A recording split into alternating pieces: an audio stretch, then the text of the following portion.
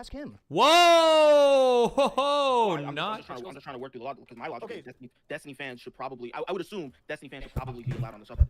It depends on what they agree should be. Yeah, exactly. It depends on what their conduct or whatever. Because Whoa! they aren't allowed on the subreddit. Just being a fan of Destiny doesn't mean you have the right to be on the subreddit. You have to conduct yourself in a specific way, and it seems like the moderation team might be hinting at the idea of one of the ways that you have to conduct yourself is through is by not being like somebody posting in ways that would be indicative of you just probably moving that over to Mr. Girl subreddit. I hear you. I obviously I think that that's stupid, and I also don't think that it's wrong to say no when some random person asks you to stop posting. I didn't ask if it was wrong. What my point was. Long-time YT worker. First-time DGG chatter. I feel like Albert Mouse, what shall we ask of writers shows how far the run of politically motivated endorsements of shitty writing has spread in the 8 decades since. It's only 6 pages. Anti-Mr. Girl. Here you go. Oh my god. Hi. How you doing? Forethought anti-Mr. Girl filters are ironically. I've only been gone for 3 weeks. We were just talking about the Mr. Girl getting banned from the subreddit, and I guess you said you wanted to talk about it to some degree, so here we are. Oh, just if people are talking about it, I can always hop in and give my perspective on things. Might be interesting, yeah. Okay. Just curiosity, did you think that anything that I said was wrong? I don't know what you all heard. I haven't listened. Yeah, how long have you been listening? Yeah, I've only been listening for like 2 minutes, and I haven't heard Sansal's video yet, so I'm not even up to date on things. I just offered if people are gonna argue about moderation styles and stuff, I could, I have a little bit of insight into how the Destiny subreddit is moderated, so. Okay. Sure. Did you hear what I said? No, let's pretend I haven't heard anything. What do we got? Give me, let's start with grievances. You want to go first, Elder, or? Yeah, I'll go first. I think that the most legitimate point of contention, which I think that, if I'm not mistaken, you might have not necessarily disagreed with, but I don't know how well it was addressed, is that in order for Mr. Girl to grow, basically his argument, in order for him to grow, there has to be people that have conversations about what he talks about, and you guys have an enormous overlap in fans, so that it does make sense that a lot of these conversations would happen on your subreddit. And if, let's say, if you guys had a conversation and I wanted to talk to somebody about it, if I talk about it on Mr. Girl subreddit, considering how small it is, it's going to be a bunch of people that strictly will only take his side like 99% of the time. But if I want to have an interesting and nuanced conversation with somebody about how that conversation went down, your subreddit would absolutely be the first place that I would think of that I could achieve that. Because otherwise, like, I don't need to hear people tell me. You don't want big riots, you go where get a better people understanding of this disagree. conversation. I want to be able to press my points and have them test against other people that have like well thought out, clear arguments against it. Not necessarily trying to fight with anybody, but this would be the right place to go. And if you're getting banned for just being a Mr. Girl fan, which is what Forethought had said, that seems like it's going to harm Mr. Girl's career pretty bad. But then also, too, when you say that people are getting banned, or that Mr. Girl got banned because it's like astroturfing, Forethought saying he bans people for being Mr. Girl fans really, really hurts the credibility of that statement when that statement gets made after he says, yeah, I'll just ban people for being a Mr. Girl fan, or just because fuck them. Sure, so let's say for one thing at a time. So for the first thing you said, can you make me care from my perspective about that? No, and I'm not even saying that there is no right to do these things. Well, this is just, if you're complaining here, I imagine you think that a wrong has been committed, which means you think there's a right or wrong answer about how things ought to be moderated. So I'm just curious for the first part. Can you make me care about that perspective from my point of view? Why would I care if somebody else needs to have positive conversations on my subreddit? Why would that be a thing that I'm like bought into or invested in? Well, to be fair, I don't know if anybody can ever make you care about anything. Well, like just based on kind of but my subreddit, isn't that like a pretty big deal? Sure, but sure, yeah. I think that if you wanted your fans to have a better understanding about something that happened between you and Max, I think that having a conversation in your subreddit about it would be really good for you. This would help your community. Yeah, but that's a fundamentally different type of thing than like it's important for his fans to have a place to discuss things so that he can grow as a content creator. That's a fundamentally different argument than like because my fans can post and discuss whatever they want. Well, my fans can already do that. Though. There's no rule prohibiting them from posting about stuff and talking about stuff. Well, if your fans, which are also Max's fans, want to do that in your subreddit, they're going to get labeled as his fans, and then they're going to get kicked the fuck out. Because if they're Yeah, on that his was- side that in a was certain mine. interaction, if they're on his side in a certain interaction, they'll go, oh, that's a Mr. Girlfriend, get him the fuck out of here. Do you see what I'm saying? I So think that that seems right like that now would be bad the for you. issue. I think that right now the issue that people come from his subreddit, and I agree that stuff got a little bit more complicated. But like, if anybody else was making an argument like this, like say like Sargon of Akkad or Lawrence Southern or Nick Fuentes are making an argument like, well, my fans should be able to go to your subreddit and have discussions about our content there because it's good for us to be able to talk. And like, would you ever accept this answer? Can I just say my problem? Wait, the only before you say anything, I want to answer that question, and then you can say what you want to say. Okay. If Nick Fuentes, Lawrence Southern, or Sargon of Akkad were to come into my subreddit and say, hey, we ought to be able to have our fans coming here and having these conversations in your sub because it's good for our stuff and everything, would you accept that answer? So yeah, you ought to. You have a right to that. No, but for two reasons. One of those reasons is that I don't think that what they're bringing to the table in their interactions with you are anywhere near the same kind of like overlap, and like we're not seeing the same overlap in fan bases, but also like it's not going to be the same kind of thing that's happening. Usually when it's somebody like Nick Fuentes or Lawrence Southern, there's a lot of good reasons why that you might feel uncomfortable platforming those conversations on your subreddit. You don't think I could feel similarly about like some of Max's stuff?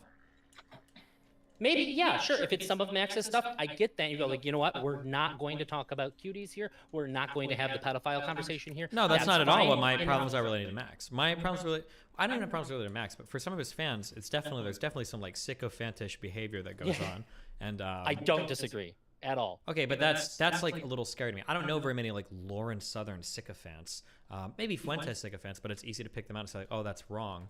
But like the level of like apologia, I wish I would have saved posts, but like the level of apologia and like the mind games that I feel like some of the Mr. Girl fans play is a little bit scary sometimes. I think it's a little bit of a different thing, but nonetheless, I mean, I could perceive all of it as being like content that like, oh, I don't really want this on my subreddit. Yeah, if that's the case, if you just say, if you come out and say, I don't want Mr. Girl fans on my subreddit because these are the kinds of arguments that are being made, like that is 1000% within your right. The problem is that the reason that was given, like when Mr. Girl got banned and like there's like sort of like a purge of his fans happening, and then prior we had the reason being given by the head moderator was, I don't like Mr. Girl fans, so fucking I just ban them.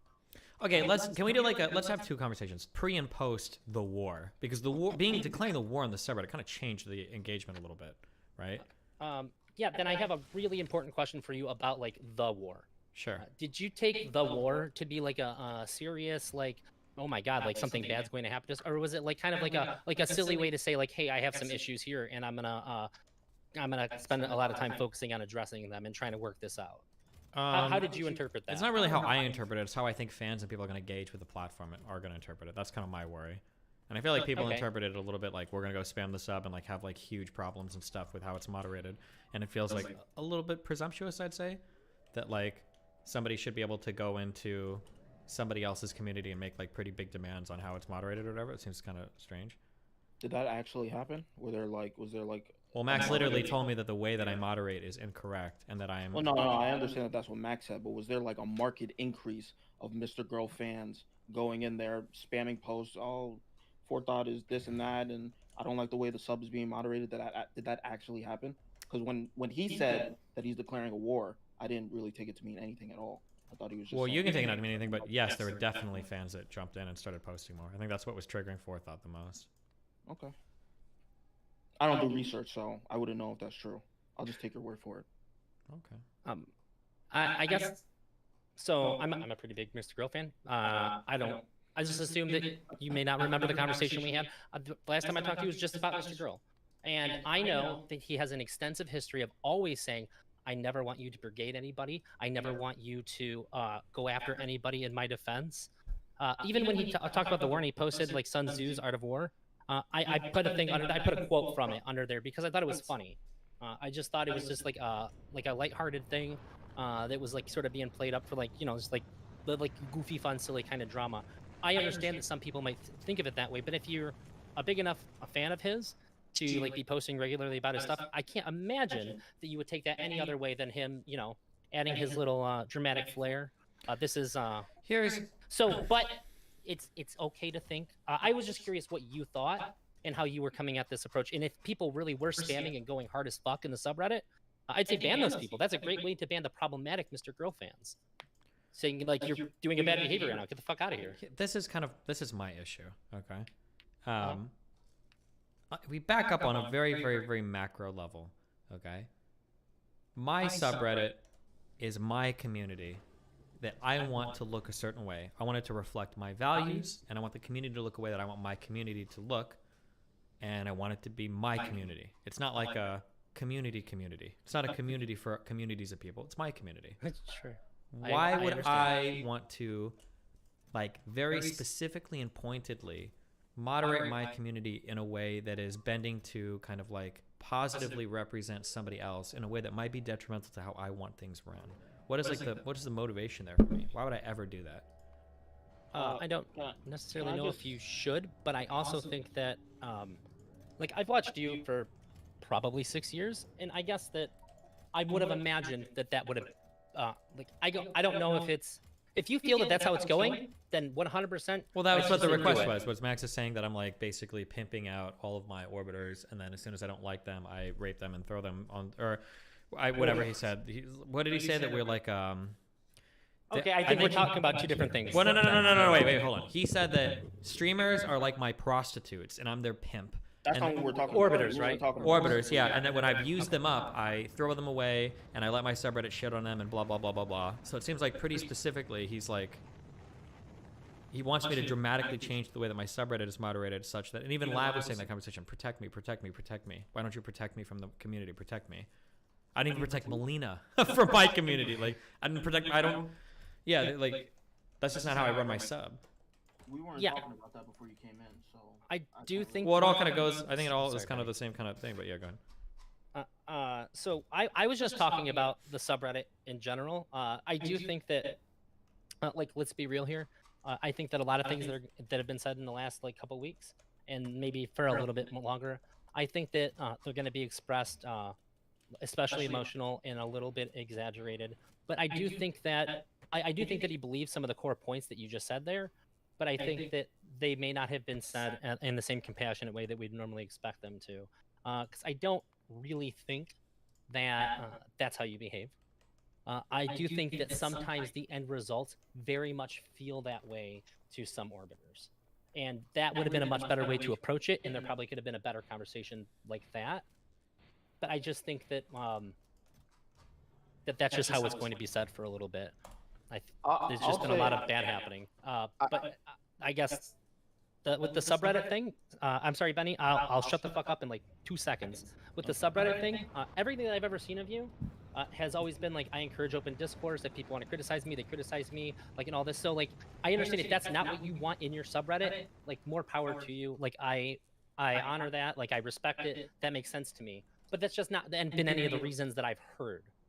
The reasons that I've heard have been that Forethought just bans people because fuck them, they're Mr. Girl fans, call them dog fuckers and shit. So they're clearly showing a huge dislike for them. And then after somebody else brings up like the astroturfing thing in the subreddit, now all of a sudden this position's been adopted and we're seeing. Okay, wait. So what do you different think? behavior. Why do you think Forethought didn't like Mr. Girl fans? What is like the best faith engagement you got with that? He's a bitch ass nigga. Okay, true. It seems like he's annoyed by them. That would be my best. Okay, why? Which Why is though? fine. Why? Is there like a behavior here, or is he just totally fucking off his chain? Is he a bitch ass? What that guy said. So I will give anybody, whenever I talk about the community as a whole, I always say there's some really wild people in there, and it's a bit much for me. I can't always interact with the entire community, and I get it. Sometimes they're a bit much. He's probably seen a lot of people being a bit too much, maybe a lot too much. I understand that that's fine, but I guess the issue that I have isn't so much the end result on its own. It's been the things that have been said about why it's happening and why it's happened. And as we move along, things shift in like kind of a weird way. Like I said, if what you just said was the reason, it'd be like, that makes perfect sense to me. I think that everybody can agree and respect it. Like, it's your subreddit, you should be able to do whatever you want with it. But when we get these like little pieces of explanation and then they change in the way that they've changed, that just seems really, really sussy, and it makes people feel a little weird about what's going on. And it's a little bit confusing. Does that make sense? So you're just mad that reasons are changing for why people were banned, or because it seems No, like no, this is I'm not- when I'm not I even hear mad. when I hear people Okay, you're not mad. You're just disappointed. Whatever. It feels like when Well, people are. I'm just explaining what I think is going on here and why some of these things have been really contentious. I think Okay, it just it's seems like there's like a contentious. blind spot on the. If you're not like fully like it doesn't matter what set or whatever. Like I just like 100% agree with Destiny. If you're on the other side of that, you don't even have to be pro Max. But if you're on the other side of that, then I just think that these are the issues that come up, and these are going to be the things that are going to be contentious. And these are the things that I think are a little bit like weird and probably need like a better resolution for people to like shut the fuck up about them. Also, Elder Drazi, I think it would be a good moment for you to restate your affiliations with Mr. Girl. Oh, I that's fair. So I talked to you before. I told you I was making a movie about Mr. Girl, and I was a YouTube mod. Obviously, I'm not a fucking YouTube mod anymore. I'm a mod for his chat, and I was recently given moderation over his subreddit. But I literally just checked to make sure people aren't saying batshit crazy things that's going to get the Reddit pulled down. I don't interact with it. Like maybe I post like one thing or like upvoted like one or two things the entire time I've moderated. I'm not really a big Reddit user. Gotcha. So if you're wondering if like I have like a bias or like stake in the game, like I think it's more relevant how big of a fan of Mr. Girl I am. But I'm also a huge fan of yours. I think you were the first streamer that I've ever like watched on like a regular basis. Gotcha. My issue was I just didn't. I didn't feel like the justifications given for banning Mr. Girl and his fans were good because they tried to like create this false narrative that Mr. Girl fans are this distinct group of people who are coming into your subreddit to astroturf it or turn it into Mr. Girl subreddit, when really it feels more like there are Destiny fans who are also fans of Mr. Girl and they disagree. I mean, there's going to be like a lot of like Mr. Girl fan crossover between Destiny and Mr. Girl fans. Like that's always going to be. It's not even like a lot. It's probably like the vast majority of Mr. Girl's fans. Sure, but there is definitely like a type of like Mr. Girl warrior that shows up in the sub. What does that mean? Of Mr. Girl, like kind of like the religious fanatical defense, the kind of like if you don't understand it, it's just because you're not smart enough, and then like in the eyes of that Mr. Girl warrior, the people who shit on Mr. Girl relentlessly are Destiny warriors, right? Sure, some of them are too, but it's Destiny subreddit. Okay, but you can just see it as two Destiny fans who vehemently disagree. But that's not what's going on, right? I don't know why you're saying that it's not. Because it's not. It's not just two Destiny fans. It's two people of what are quickly becoming opposing fan bases, I guess, using my subreddit. Fan bases because Forethought is banning everybody who agrees with Mr. Girl. Well, originally they're becoming opposing fan bases because of the like huge disagreements they're having with one another in the subreddit, right? That was part of the issue of what was going on. It's not okay for fans in your subreddit to have huge disagreements. I didn't like the types of disagreements that I saw from Mr. Girl fans, but you might not like the types of disagreements that people in my fan base show. I can understand that. It's fine for you not to like the type of disagreements, or even if, like, I think we were talking with Irrelevant. I don't want to put words in his mouth, but I'm going to do it anyway. Where basically he was saying there could be like a justification where they don't want Mr. Girl fans who are Destiny fans posting positive things in your subreddit because it might encourage more Mr. Girl fans to, make the subreddit more about him, and that they should just take it to his subreddit. That's a fine distinction to make. I just don't like the lie that is being perpetrated. That is, oh, these are Mr. Girls fans coming from somewhere, who knows, in order to turn this sub into your sub. That's what I didn't like. I don't like this line of thought that it's like, oh no, like it's all Destiny fans. Like clearly we're talking about two people on opposing sides. Like it'd be like if there was like a pro or an anti-vegan war in my subreddit, and it's like, why are you banning all of the vegans or anti-vegans? Like they're all Destiny fans. Like. Yeah, I would think that that's stupid. Well, but I mean, like, but you wouldn't just say they're all Destiny fans because that's not what the disagreement's over, right? Is whether you're a fan of Destiny or not, right? Well, what I'm saying is I didn't like the framing that these people are not your fans. Well, I mean, what do you expect when the framing is through, like, I'm declaring war on your subreddit? I mean, how is the framing going to be anything different? How's the frame? Like it started out like that's like basically the most hostile kind of like declaration you can do. I think you're jacking it. I think you're jacking it. When he said he's declaring war, I don't think a substantial amount of people thought. Like, what does that even mean? So what are we gonna start doing now that? I mean, go read his war declaration. That he's like hypercritical about some of the moderation policies, and that he was going to continue to criticize the subreddit. You know, those criticisms are going to roll down to people like Forethought and come from like his fans and stuff. Like, it's not unreasonable to think. Like, we did touch on this, Benny. I think that Destiny doesn't agree. that the majority of people are going to hear it that way. Even though people like you and I, we watch Mr. Girl all the time. We know how what's going on when he says that. It's funny. It's funny. We know what he means, but not everybody's going to. So there is some kind of problem that gets started there, and Mr. Girl probably knew that to some degree too. Just didn't really have the intention of that as like a side effect. And Destiny's trying to say like, this is part of the fucking effect here, and he has to deal with it too. But I think that you guys are kind of like missing each other's points a little bit as well.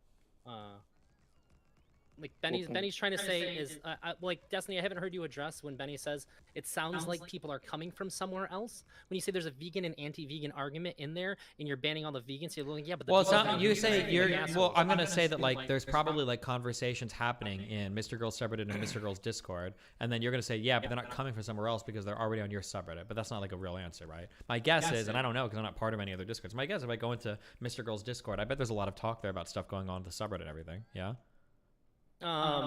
Surprisingly, it seems like they have their own thing, but like it doesn't dismiss from your point. Sure, but all like, and I'm not necessarily saying I think the same thing as Benny. He's just trying to address that it makes him think and feel really weird about the rhetoric when it sounds like people are coming to your like your subreddit, joining it as Mr. Girl fans to like be combative in there. When it's people that have already been there prior to Mr. Girl showing up on the scene. Yeah, this is like a word trick that's like this is like a word trick that's like being played. Like I know that they're already there. It's not a matter of like, are they already there? It's a matter of like, is there some sort of like foreign exogenous influence that's kind of like driving people to act in a certain way? And there's it's not. That's not happening. There are no places where Mr. Girl fans talk about how they're unhappy about this. That doesn't exist. So if I were to go to his subreddit, and would you bet money on that? If I were to go to his, it's happening there now because they're getting banned by Forethought. Before he started getting banned by Forethought, and maybe this is a blessing in disguise, there wasn't that much activity going on Mr. Girl subreddit. And if I look in the Discord, there were no conversations about the moderation activity in the subreddit or anything before the war. I can't speak for the Discord. I don't be going in the Discord. I can't talk about It's a bit much. Let's be real. That's what I mean when I say outside. Like I know it's coming from my community, but like it's like if some other person were to have like a big presence in my community and then start to like foment like hatred or whatever, like Dan could theoretically start people from Discords, and I'd say, oh look, it's coming from outside, even if they're members of my community. Here's the problem. If we go back to the vegan example that you gave, like if vegans started posting a lot of pro-vegan stuff, and considering you hate animals, you started banning all of the vegans. Because you were like, oh, we don't want to, see too much vegan discussion. But then you didn't ban the meat eaters from posting about how vegans are cringe or stupid or losers or how they, they're vitamin deficient. That would be weird. Now, you could do that if you want, but that would be weird. Here's what I think is more weird, okay? Like, is that if you have like a community that's like giving you a ton of support and is like arguably like bolstering you in a way that no other community could, that to get like very presumptuous, start making huge demands of that community, that seems like literally the worst idea in the universe. You can make that argument, but number one, I would argue that Mr. Girl is a part of the community, and number two, hold on, stop. He's not just a part of the community. He has a financial stake in growing off of the interests of the community. That's true, but he is also a part of the community. What was my other point? I forgot. So I think that this became a lot bigger deal. He's a part of the community, and I don't think it's wrong for him to make demands. I mean, you could just say no, but well, no. I mean, say I have, but we're disagreeing on whether or not I should be saying no, right? Sure. But for that to be just okay, we'll just ban anybody who disagrees with Destiny. It's a little weird. Am I banning everybody that disagrees with me? There were a lot of people getting banned just for being Mr. Girl fans, and Forethought said that he was banning people just for being Mr. Girl fans. Okay. Am I banning everybody who disagrees with me? Well, I am being specific. Am I ban? Well, he said I ban everybody that disagrees. Oh, okay, gotcha. Oh, yeah, sorry, I was being a little hyperbolic. Yeah. This is a big, like, rightfully this is a big deal for Destiny, so we got to be really specific when we pick out how we're trying to lodge a complaint about what's happening here. And I get it. I would be really critical of how anybody talked if I was in the same spot. If I may, Benny, what I think what Benny's trying to say is that, so when somebody says something bad about Mr. Girl, it's okay. When somebody says something good about Mr. Girl, that's not okay. This seems like it's sending a message, and maybe it is, but this message doesn't fall in line with the things that we've been being told. So it feels very confusing. So like because I'm a big fan of yours. Yeah, sure. So I'm here's not like, really I mean, like the confusion I think is pretty easy to understand and clear up. I think Cool. it's that That'd like be great. it felt like there is a secondary community that was starting to become hostile to the primary community, and then Forethought made the decision to start excising that secondary community because it seemed like it was becoming hostile to the primary community. I think that's what, especially post-war declaration. Okay. And now if you're in Mr. Grill's shoes and you see that it even in the long post that says if you want to talk about something negative about Mr. Grill, you can respond to the or if you want to respond to something negative being said about Mr. Grill, you can put that in the comments. That kind of feels like an endorsement of it. It seems like there's almost an endorsement of a counter community being built that is anti Mr. Grill within your community. And if you are Mr. Grill, it makes sense that you'd want to say something about it. You could say like, Hold on, "Hey, stop. I think that this is." Okay, hold on. Sure. So if Mr. Girl wants to be like if I'm the logic lord and he's the emotion lord, okay. This is what you would do. Sure. Okay? If you saw that it looked like an anti-community was being created, then your goal should be to intervene in that as much as possible. And by repeatedly upping the hostility, right? Hostility only works when you have some amount of leverage or power to exercise said hostility against the other side, right? If I'm a 3-foot, 5-year-old child, and I'm like ramping up my hostility against a 6'7" NBA player, at some point the guy's just gonna like kick me to the side, and then that's it. Like I don't really have any leverage there to be hostile. So I have to use other tactics to communicate with them. Obviously, kindness, empathy, whatever, other things. For Max to go up to like, it seems like maximum hostility over and over and over and over and over again, and to continue to ramp that up when he really has no leverage to do so. Like what you're here at our behest, we enjoy having, Mr. Girl's content here. It was fun having him on stream, et cetera, et cetera. Like you don't like, this sounds really mean. I'm not trying to sound mean. I like Max and I'll continue to like Max, but like not to sound mean, but like, if I ban every single piece of Mr. Girl content from my sub tomorrow and we moved on, we would be fine. It's not a blip. It would just be boom. So from that perspective, and he has to understand from that perspective, okay, well, if it's that easy to theoretically wipe my content, I need to tread carefully. I need to do what I can to be like in good standing with that community. I need to do what I can to make sure that everything's chill rather than ramping up the hostility as much as possible. Because when he did the no jumper thing, I'm pretty sure there was like wasn't there a 400 or 500 comment thread? It was overwhelmingly positive. And this was this after the war or right before the war? The no jumper thing. It's hard to say. Like, that might have even been after the war. And even that thread was overwhelmingly positive. So he still had like a lot of like goodwill in my community. But then he's like, mention you. Huh? But it didn't mention you. Okay. I don't know how that's relevant. I'm just saying he still had a lot of goodwill in my community. No, and he was even doing victory laps, actually. I think after the war, he even posted that clip, or he posted that thread where he's like, look, this just proved that I was right about Fuentes. And even I think thing was getting like overwhelmingly positive support in my community. Okay. So I mean, like, so it's not like they all like hate him and just like, oh fuck, it's all like fuck Mr. Girl, blah blah blah. Like he had a lot of like goodwill in my community and stuff. But then it seems like he's burned through a lot of it very very very quickly, and he's continuing to burn through a lot of it very very very quickly. Okay, I guess. Well, I guess what I'm saying is that maybe that was a response to what Benny said. So, what I was trying to get at is that the way things have been worded and said in that big post, the Mr. Girl said no to.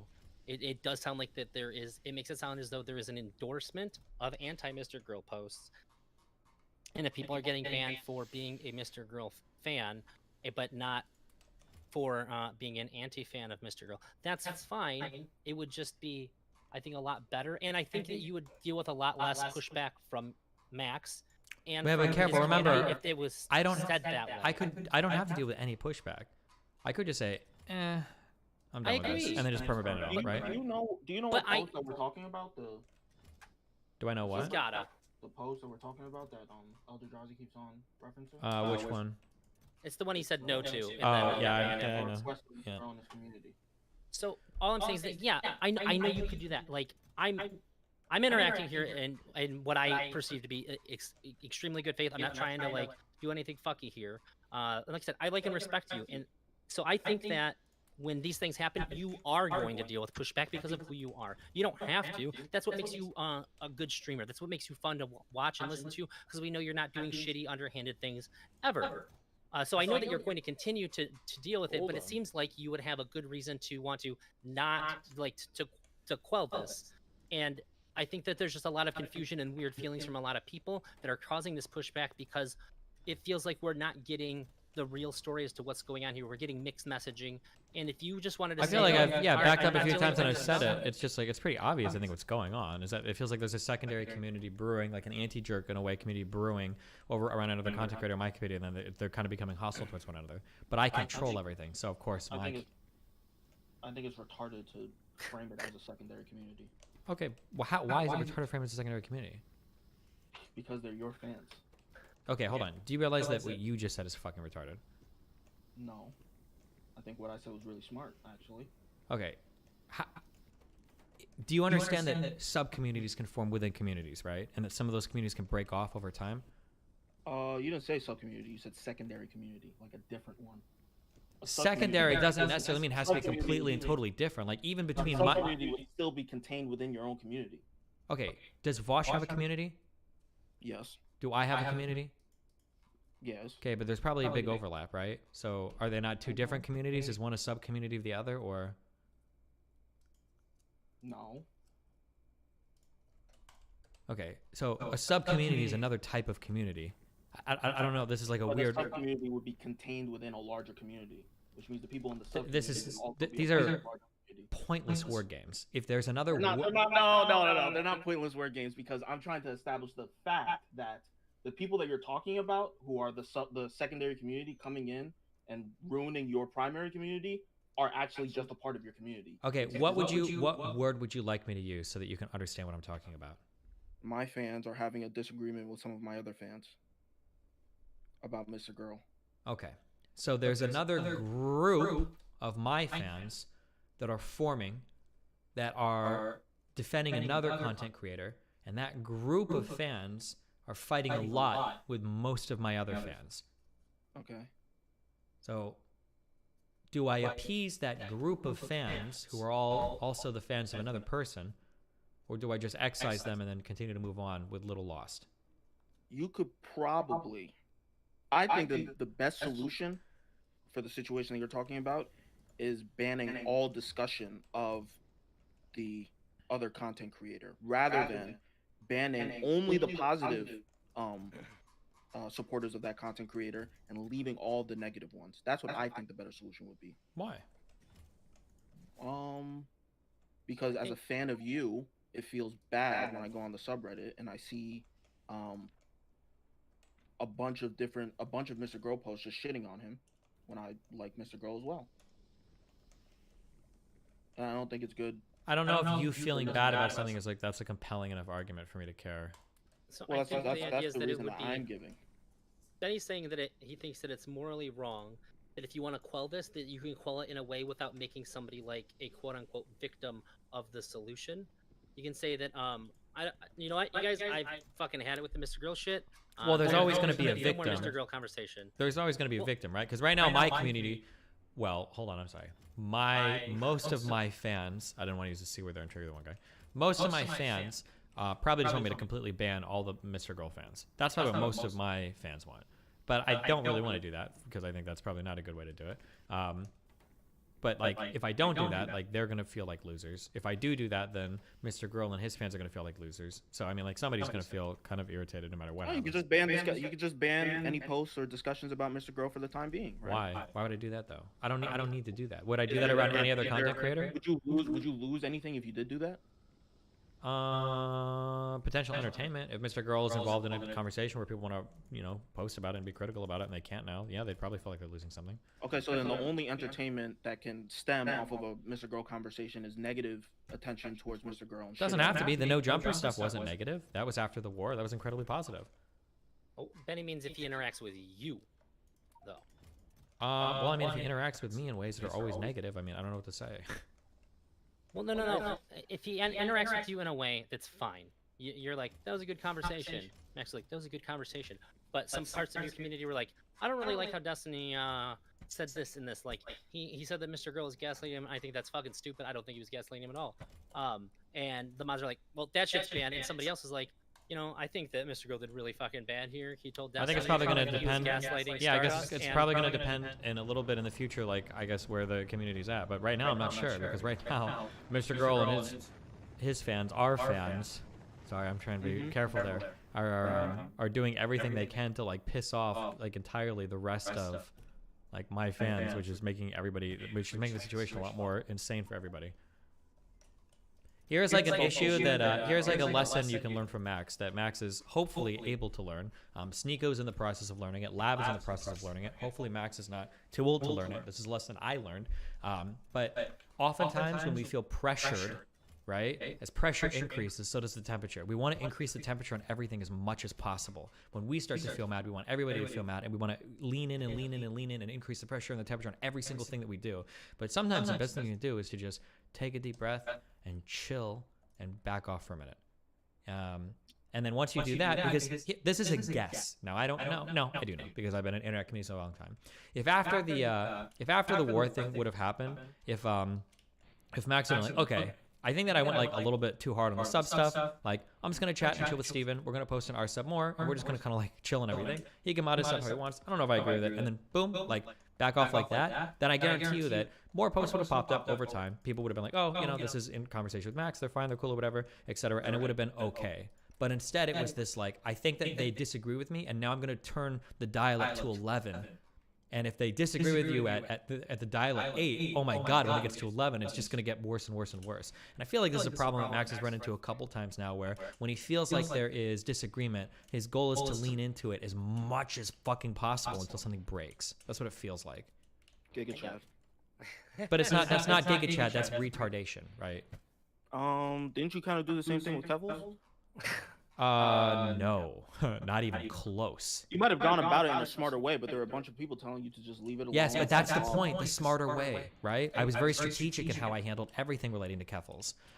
You could argue that I did it with Keffels initially, that when we started fighting, I got irritated and I started tweeting out more and lashing out more. But what happened? I got my Twitch ban, right? But my dealings with her afterwards were handled in a much more tactful, much more strategic, and much more careful way. Of course, I learned my lesson there, right? True, but I think, and this is a part of why I'm a Mr. Girl fan, like, you engaged in some forms of deception in order to achieve your goal, which is fine, but Mr. Girl would rather just be direct and address the problem head on, which, although it may not be smarter, it's not optically good. And it may not also be optically good. I don't think he's wrong in doing it that way. Okay. Well, I mean, Sneeko's deleted from the internet now. Lab is losing a lot of internet presence and state of mind. I mean, Max is having issues, obviously. I don't know what to. I don't know how to convince you otherwise. Like, it's just not a good way to approach things. Like, that's like what you call deception is just. You're also not helping though. That's also. I am. Hold on. I'm the only reason a lot of these people have a lot of the notoriety they do. I shouldn't say notoriety. You're right. But all I'm saying is, in regards to well, hold on. So what you just said was not just incorrect. It was the most incorrect thing you could have no, ever it's said. not the most incorrect thing. It is the most incorrect thing you could have said. I already just said you could have just banned all Max discussion instead of just allowing your fans, some of your fans, a subset of your fans, to just continue to shit on him endlessly with no pushback. It's not going to be endless. There's a 3-day. There's a 3-day cap on circle jerking, so it's not endless. It's been a long 3 days. Well, that's because things keep coming up over and over again. Stuff keeps happening. More conversations, everything keep happening. And you're gonna have another conversation on Friday, and it's probably gonna be another 3 days, right? That's how 3 days works. Yeah. Yeah. Well, I don't know. It's a long 3 days. Well, it's not a long 3 days. That's like 3 days. Well, if there's 4 different conversations, I mean, that's kind of what's gonna happen. Yeah. I guess. It doesn't seem like 3 days. Benny, for Benny and Destiny, both of you seem to like engage a little bit in hyperbole, and it seems like both of you. Wait, what did I just hyperbolize? No. I've been trying to get in and say this. This is just a broader statement because I've seen it happen in the. Wait, what did I just say? No, wait, make him answer that. Make him answer. What did I just say that was hyperbole? No, he didn't say that. No, he did just say that. No, he said it. He said I'm hyperbolizing everything. What did I say? Oh, I missed him saying that. I was just trolling. I can't lie, I was just trolling. I'm not trying to. Absolutely I was just saying. based. Okay. Like I told Benny earlier, is like, hey, don't use hyperbole, like, because like rightfully so, you're going to look at everything that either of us say, and you're going to evaluate for how we said it, because that's the spot that you're in. Like if both of you just strayed away from it, I think that you would have a better communication. Here's what this is the rough plan. There's two paths before us. Okay. Ready? Okay. So on one path, am I talking to Max tonight or tomorrow night?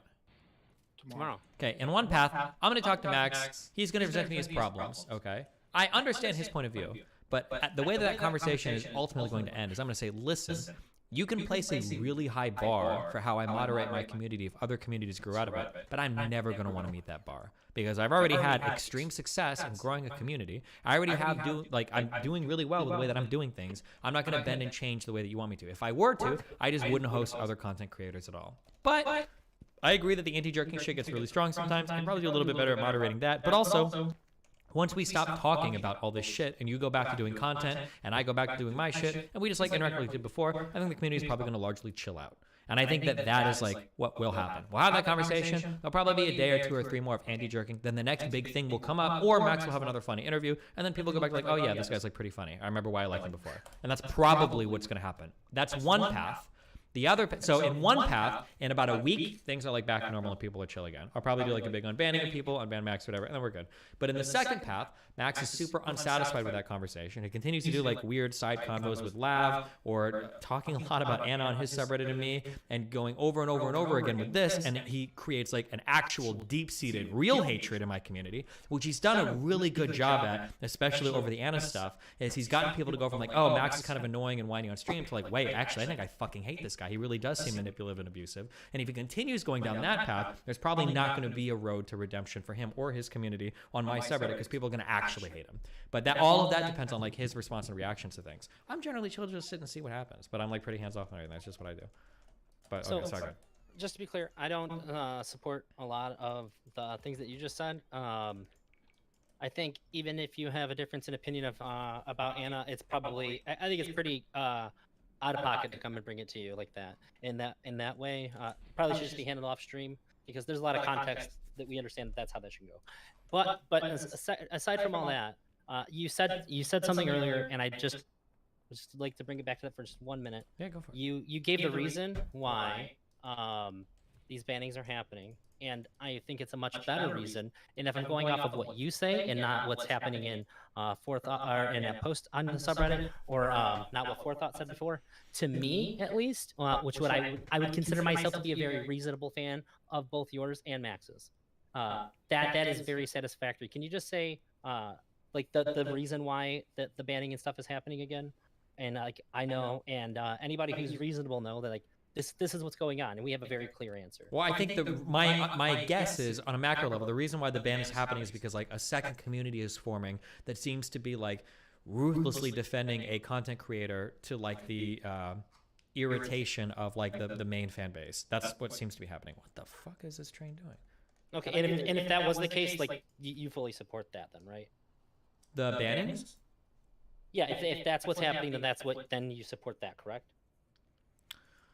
I feel like it's a little extreme, but I'm a big pussy when it comes to like banning people. I don't normally I don't like to ban people a lot. But if Forethought is getting irritated, like I said, like I give a lot of deference to my mods in terms of why is he going there? In terms of how many they league bans do you have, by the way? That you ban people when you play league? Can you give me a mod in this server? Irrelevant? That's not a fair question to ask. That nobody can count that high. So I extended a lot of charity to you earlier when it was just irrelevant, and I think before Benny came in, maybe Benny, it doesn't matter.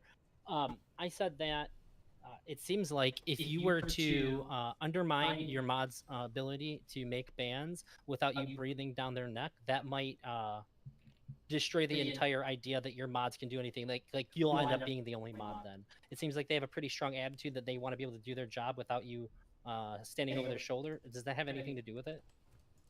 Wait, say that again. That I don't want to like enforce decisions because. No, that you don't want to. So as it stands right now, your mods pretty much have the authority to do what they think is correct. And if you were to undermine that by going, well, hang on a minute, I think that this is a little bit too extreme. I think you need to walk back a couple of these things. You need to unban a couple of these people right now, rather than doing it at like a set time later. That it's going to undermine their like they're going to feel like No, I don't think it's going to undermine anything. I think that like largely speaking, like because there are times when I do disagree with RTBA, and Fortha does come to me and he asks like, should I ban this or should I allow this or whatever. Like it's okay. I just generally I don't intervene because I don't want to have an active role, and I want them to kind of develop their own feel for how to do the moderation and everything. Because if I start getting really active, then why do I have these people doing stuff, right? I feel like that's like half of what I said. Yeah, I mean, but it's not about like I'm not scared to tell him. Like if I'm almost for sure gonna unban Max, and I'm not scared to tell Forethought like, hey, I'm unbanning Max, or hey, like we're probably gonna start unbanning his fans. Like I don't think we need to have like 200 bans on the subreddit. That are just people like I'll probably say that at some point in a week or two when things are like chill.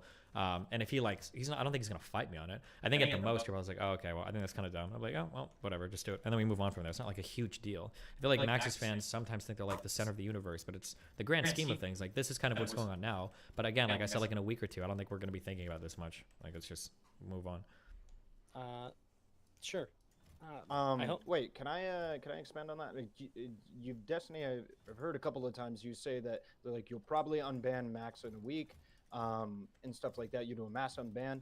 Can I ask why specifically that's not happening tomorrow?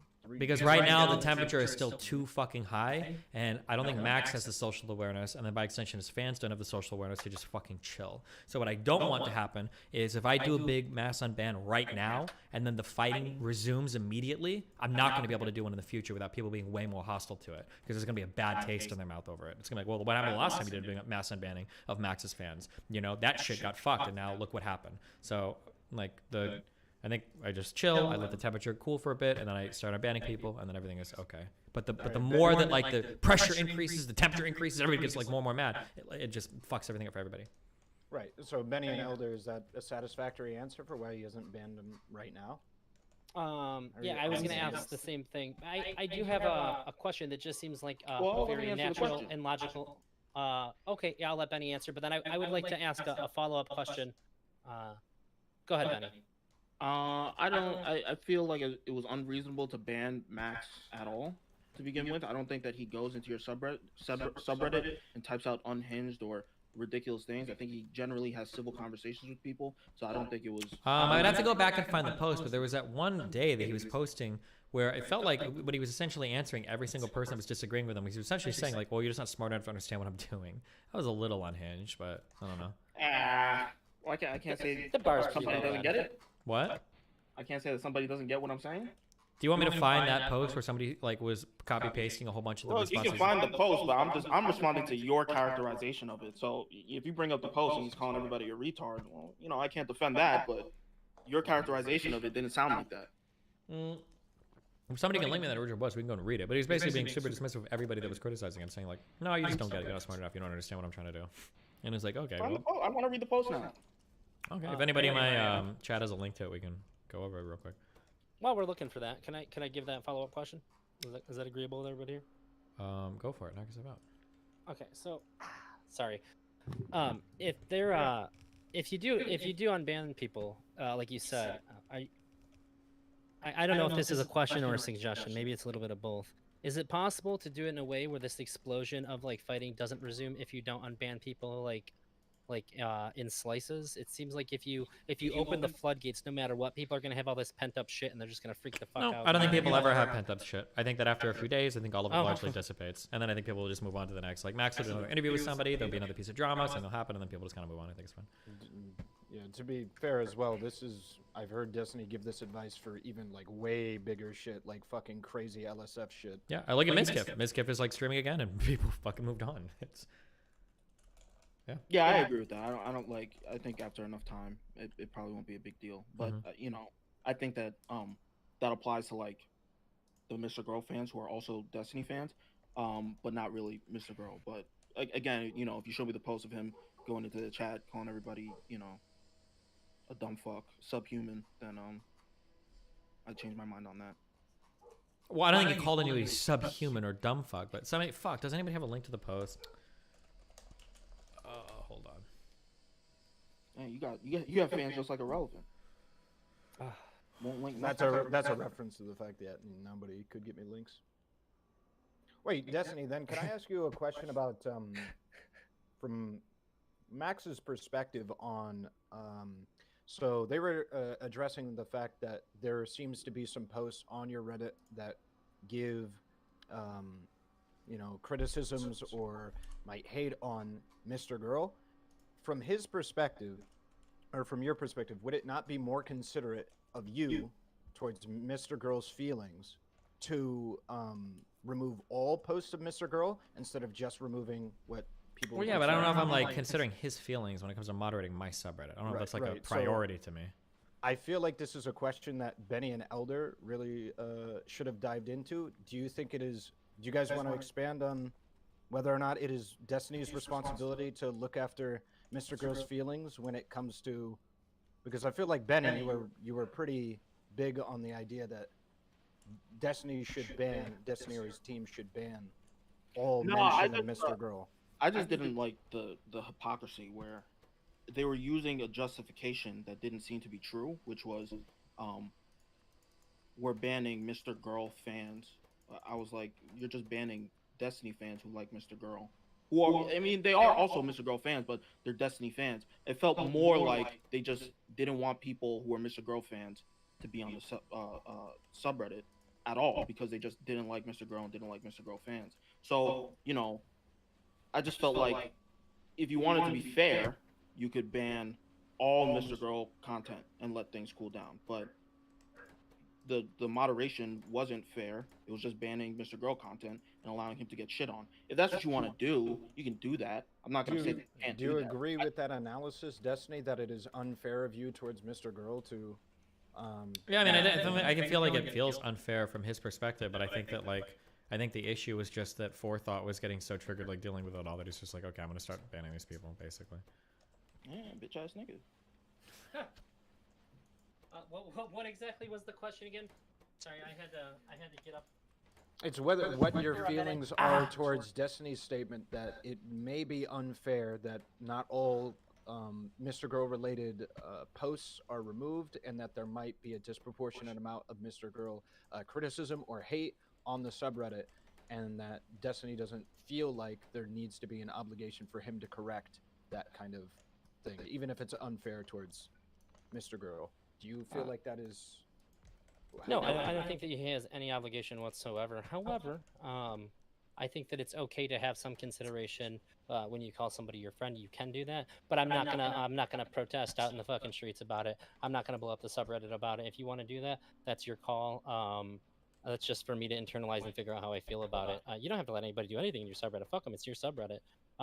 My main concern with all of this has been like the really weird and confusing messaging about it, and with the things that I've heard, like I said before, like the things I've heard from Forethought, it just all seemed really, really sussy, and I guess it just ends up feeling super weird without having like a clear, direct answer as to what's going on, and we just sort of have to figure it out. Then it makes it feel really weird to be a Mr. Girl fan in a Destiny space. Yeah, I guess when you say stuff like that, like it's so hard to figure out. It kind of, maybe I'm just crazy, but it kind of looks to me like everything's like pretty obvious in terms of what's happening. But I guess people like really need it spelled Was out. that a ban I saw, Destiny? Yeah, but only for, it's not a perma ban. Oh yeah, Wait, only 1,000. Did I get banned? No, I don't think Oh, so. okay. Yeah. So maybe I'm just I'm a bit of an overthinker. Maybe that's just how it looks like to me. But I can't imagine that I'm the only one. And so I just was raising those concerns, and more or less I went on to our relevance just to provide some additional context, because he's just going off of like whatever he was just watching, and then the things that he was saying. I was like, I just wanted to provide some additional context to this. I wasn't even like huffing and puffing about the things that you had done, but there were some issues, and I did bring up those issues, and I think that you stating very clearly what happened here is a pretty good resolution for that. Okay, so did you guys not state, or at least I think Benny might have stated this earlier, that Destiny bans criticism of him, or he removes posts, or his team removes posts that are criticisms of him? Did that not happen earlier in this conversation? That was part of the start of this conversation. Destiny removes posts that criticize him. Correct. I don't think I said that. Okay. All right, There was a Mr. Girl take. I kind of have that opinion, but I don't think I said that. I feel like this is the time, brother. No, I just think you're really arrogant, and so you always think that you're right. Do you think do you think Max? Everybody Wait. thinks I'm just they're curious. right, Wait. Do you think Max is arrogant? Damn, I that's don't even know wild why- to me. I don't even know why Okay. you're asking me that. Why are you asking me that? I'm just curious if you do. It's not. I'm not talking about him. I'm talking about you. Yeah, I know. I'm asking about him. Okay. Do I think Max is arrogant? Yeah. I know he is. I think he said that to me. I think I was on his hotline one time, and I said, I think I'm right about everything. Who do you think is more arrogant, me He or agreed Max? with me. Who do I think? I think. I'm just think curious that because it's you like are- hearing I a think Mr. Girl fan say that one of my problems I'm arrogant is just interesting because I feel like that's It's- Max's biggest weakness. But go ahead. It's tough. It's hard, right? Because Max is arrogant, but he'll say that. You're arrogant, but you won't. So it feels like you're more arrogant. You'll just start screaming, yelling over people, and then you'll ban them. He won't do that. So it feels like you're more arrogant. You might not be, but it definitely feels like you are more. Can you think? Is there a single topic that he's changed? I do. Oh, sorry. No, I was gonna point out an instance of your arrogance. Well, go ahead. What's an instance of my arrogance? Knock us out. Listen, I know she can be annoying, Uh-oh. but let me make a hypothetical for you, right? Sure. Finish your thought, Benny. I'm black. Yep. Irrelevant's black. Okay. If me and Irrelevant were feuding, and you were trying to explain something to me, and earlier in the call, you know, I was calling Irrelevant the bitch ass nigga and a lame ass nigga, and he only has 903 likes on his video. What a loser, lame ass nigga. And Damn. you were explaining something to me, and I cut you off, and you said, "Shut the fuck up, you dumb fucking nigger." Wait. With the soft A or with the hard R? Hold on. Yeah. Soft A, Jesus soft A, Christ. soft A. Okay, soft A, soft A, sorry, okay. Sorry, Okay, soft A. Jesus. What Okay. if? Don't you think that would be nuts? For me to call a black guy the N-word and tell him to shut up, yeah, that would be pretty nuts, I would say. Yeah, probably. So I just feel like that kind of transfers over to the situation with Lab. Now, listen, I can understand you doing that, but after really- the fact, just you curious. should probably be like, Do you think calling no, I shouldn't have said that. Do you think calling a woman a bitch is kind of similar to calling a black guy the N-word? Is that? I don't think it's the same. I didn't say the same, but you think it's kind of similar? Yeah, of course. It's identical. Just kidding. It was a weird comparison, Benny. Okay. No. See, and this is a part of the arrogance. You can't just give me the okay and move on. You gotta like. Well, I think calling her a bitch was mean. If you want to say, I'll think about it a little. No, bit I'm not more, gonna think about it. I don't need to think about it anymore. Calling her a bitch was mean, but she was being a hyper turbo cunt to Cherry on the call, and she is hyper turbo aggressive to almost everybody else. So in my mind, the boundaries are that this type of stuff is okay. I would have never expected her to have but that negative of a reaction to be called a bitch. But That's like, fine. If you told me, if you just said "shut the fuck up, you asshole" to me, that'd be fine. But if you said "shut the fuck up, you dumb," you know, and you capped it off with that soft A, that would be nuts. That's but it would depend on the context. If you and I were hanging, It doesn't no. really It would depend. If you and I were hanging out a lot and you were using like 100 different fucking like racial epithets and shit towards me, and we're like kind of friendly or whatever, maybe. No, but she wasn't calling you a bitch. She implied that I was a simp. She implied that I was scared of Cherry twit mongering. Hold on, she's calling names to all sorts of people. Are you serious right now? She wasn't saying that to you. If she was saying that to somebody else, Wait, right? we're and talking you about- wanted- we're and talking you about wanted to get Lab right aggressive now? with her, I'm saying, why would you use a targeted like attack on her that is based on an immutable characteristic, right? Like, why would you do that and then Wait, not wait. apologize after the fact? We're so far off from here. We're talking about Lab right now. When the original hypothetical, he said, "Would it be okay if you call me the N-word?" What the actual metaphor is that he was arguing with both of you, and then you responded back with, "Do you think irrelevant is one too?" And he goes, "Yeah." And then you go, "Which one do you think is more? Who do you think is a bigger one?" That would be the same. No, The thing what? with Lab, the thing with Lab, confused. because you said arrogant. Okay, I'm saying he tried to use this to point out the whole arrogant thing, and now you're talking about calling Lab a bitch, but not calling. But it wasn't. That wasn't. This isn't comparable. If okay, let's use Lab and Cherry, and they're both being vitriolic as fuck, and he No, calls the Lab a reason why bitch. I'm If saying Lab he's said, arrogant is because he won't apologize I'm or not acknowledge explaining that the he did reason something why. wrong.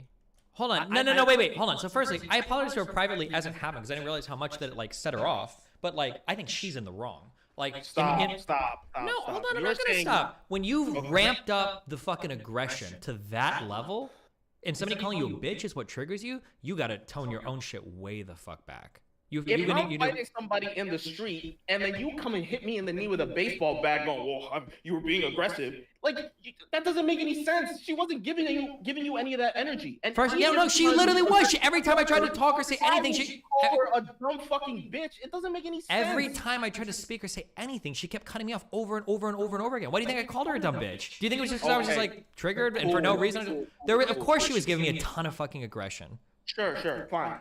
Even if I take that into account, why would you call her a dumb fucking bitch? Why she was being a dumb fucking bitch. He thought she was being one. That's why everybody does that. That's what I'm saying. So if you said that to me, shut the fuck up, you dumb fucking N-word. Bro, there's hugely different connotations there. What the fuck? I'm not saying that there's none, but you can't understand how somebody could feel like, oh, he attacked me for being a woman. And I was like, for being fucking stupid and annoying. In front of his mostly male audience. Yeah, but you use bitch for a reason. That's just a random word that you couldn't say asshole. You could. I don't hear you call people bitch very often. I call tons of people bitch. This is like when I call a trans person or a black person subhuman, and people are like, "Oh my god, you're being transgender." Bro, I call everybody bitch and subhuman. Yes. What do you mean? Do you want a compilation? No. It's not the same, because anytime somebody's saying some stupid shit, you call them subhuman. You don't just be calling niggas bitches. That's not what you do. I've been watching you for 6 years. You don't just get that off. You don't just start calling you a bitch. All right. I was shocked when I heard it. I was like, my son is tweaking.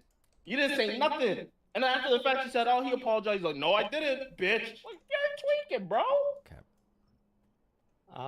I would just like to say that Benny's views and ideas here are not necessarily. Well, Benny sounds like a bitch right now, to be honest. That's what's going on. Well, I was just saying, like, hey, that's not what I didn't come in here to say any other shit. I never said that I was male. So I came in here with some legitimate concerns about Mr. Girl. Okay. Okay. Wait, what'd you just say, Benny? I'm not trans. Uh-oh. Okay, I was gonna say because. But Benny, I support your right to say what you're saying, but I just don't support any of the stuff that you're saying. Right I'm now. wrong. No, I just look. I'm not. bonafide? I didn't say any of that, Benny. I'm subhuman. Well, maybe, but I wouldn't know, and I'm not saying that. Wow. Okay. Yikes. I don't know. I don't. I This is the first time I've ever actually met Benny.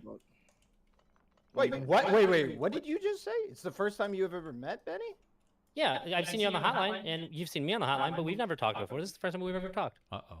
Is that true? So wait, Unfortunately. why'd you vouch for them then? So you see me on the hotline. That's how Mr. Girl fans work, dude.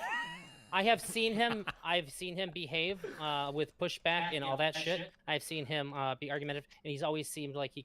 This is the wildest I've ever seen Benny by fucking far. Okay. I bring Yeah, it you out gotta of him, say you it. know? I'm good at that. I just set people off. But I'm not saying that Benny's wrong to be wild. I just don't agree with all the things he's saying. So yeah, I just think I've never seen Benny behave any way other than what I thought was totally appropriate in any given situation. I don't know if he's like crazy out of line here, but I think that we got lost in the sauce pretty good here. Do you think comparing like Mr. Girl's situation to like Vosh and Hassan, do you think that's like a decent comparison? No, I thought that was a bad comparison. I told Irrelevant when he did it too. Well, I compared the what I was trying to compare was I think it was over a statement of how whether or not you could say that when Vosh and Hassan were conjoined with your community, Destiny, whether or not they got the similar treatment on what was it? It was whether they got a similar treatment about their communities being conjoined, in that there was a splintering of communities, and when they would purge the community. So it was basically like, did Mr. Girl have a unique relationship with you in relationship to your Reddit? Jesus Christ. Are you okay, Fetterman? I do. I'm trying to remember the argument. It was a while ago. I don't remember how here. exactly it worked. I can help you out here. The conversation at that point was. I'm sorry, hang on a minute. Ah, fuck. Okay. I think. Okay, actually, wait. the You guys, conversation do you here think? was- Hold on, give me 1 second. Wait, hold on. You guys do your thing. 1 second. Okay, so Irrelevant. The conversation is that what was the difference? Why is Mr. Girl blowing up on the subreddit in a way to where Vosh and Hassan were not? And I said the reason was because I thought they were really interesting. That the Mr. Girl's a lot more interesting than they are. However, It had to do with whether or not why.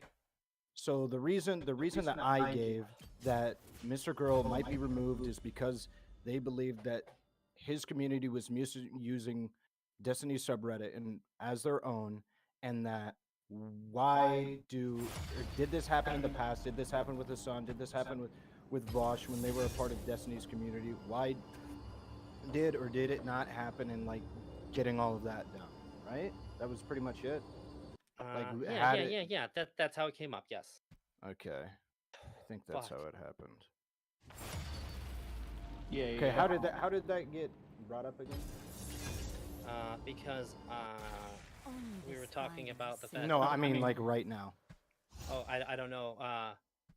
It feels like somebody punched me in the balls 15 times. It really feels like somebody cut open my ball sack and snipped a bunch of shit out of there. But You should I'm dying. probably I got an ice pack. Oh, I got a vasectomy. Yeah, at okay. 10 o'clock. Yeah, there you go. We'll see. There you go. Like 4 hours ago, I got a vasectomy and the numbiness is wearing off. And So 4 hours you got ago, you got a vasectomy, and then you came into my chat. as one does. Is that not the tradition, the vasectomy tradition? I'm pretty sure that it is known that after a vasectomy, one goes into a relevance chat, finds the Discord, enters the Discord, and then has a conversation about Mr. Girl. It's a tradition as old as time. Somebody reminded me inside of the thing. All right, part of the reason why I sound like shit is because I'm on 21 hours awake now. Oh shit, I did that a lot.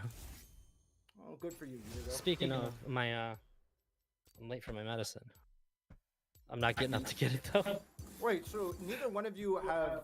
I thought we had discussed that one of you two believed that Destiny was censoring criticism. This was a complaint that was lodged by Mr. Girl, and to some degree, like it is technically true, although I don't know how deliberate that is. Okay, so on that technical, But I didn't bring it up. Why not address it? I mean, Well, for me, it's kind of more like I think that Mr. Girl brings up good points. I think a lot of people don't understand them, and so the argument never gets off the ground. So, like criticism for Destiny, as far as that goes, it's like you can't really criticism on the argument because they don't really have an argument about anything that gets brought up. If I wanted to criticize him based on his moderation, I guess I personally don't like the idea of banning all of Mr. Girl's fans. If you felt like the subreddit was getting astroturfed, I'd rather you just ban all Mr. Girl content for the time being. But that's about it, really. I mean, he can ban all Mr. Girl's fans and Mr. Girl if he wants to, but I think it's a little cringe. And to be clear, you think it's immoral for him to not ban all talk of him on the Reddit? If he's gonna ban positive talk.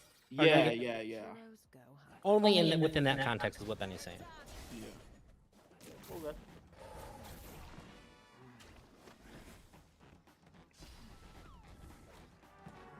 What a wild day I'm having. Am I right, boys?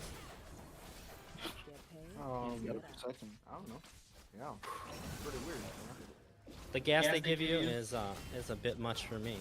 You mind me asking why? Well, I didn't want my wife to have to keep poisoning herself with birth control. I've read all this shit about how bad it is, and she's doing that, and that's super cool of her. But if she didn't have to, I found out my insurance was covered. I was like, oh, no brainer. If I can get a one and done thing that's not gonna have long lasting effects on me or just interfere with almost every part of my life, I'll do that. So that way she doesn't have to. Is it reversible? I heard that that's a bit. It can be, yeah. Did you get the reversible one? So I think so. I think that they technically both can be, but either way, it's not. If I want a kid, it doesn't have to come from me. I don't care. I don't think about shit like that. I can get a donor, or I can adopt if I want another kid. I already have a kid. Adoption is based, by the way. Yeah, I get it. 2 of our dogs are rescues. Hey. We'd be like that.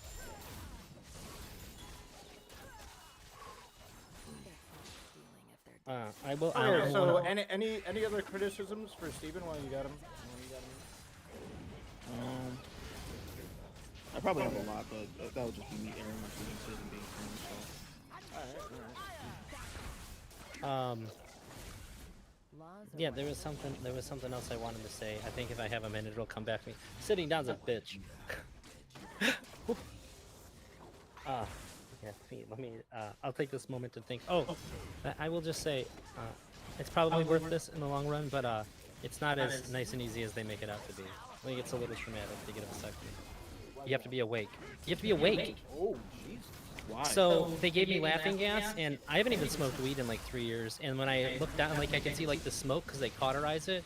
I don't know why. I said, "Can't you knock me out?" They gave me laughing gas, but it was too much for me. So I'd have to like stop every once in a while. It's like it's extremely disassociating, and I really don't like not feeling like I'm here.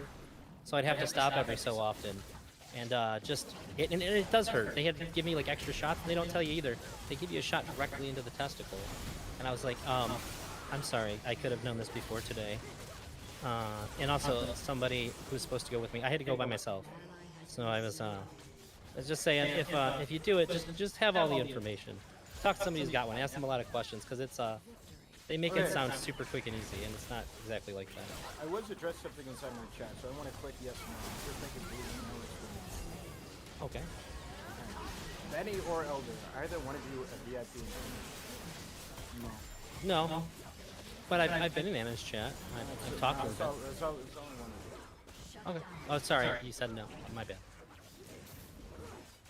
How do you become a VIP? They VIP you. I have a bunch of VIPs in my chat. I guess, let me put it this way. If I am, I'm unaware of it. I've never even been there. Okay. Well, If somebody's seen me as a VIP, then like I'd take their word for it, but I didn't know about it. It would have happened since that I was last there. Probably because I'm so fucking cool.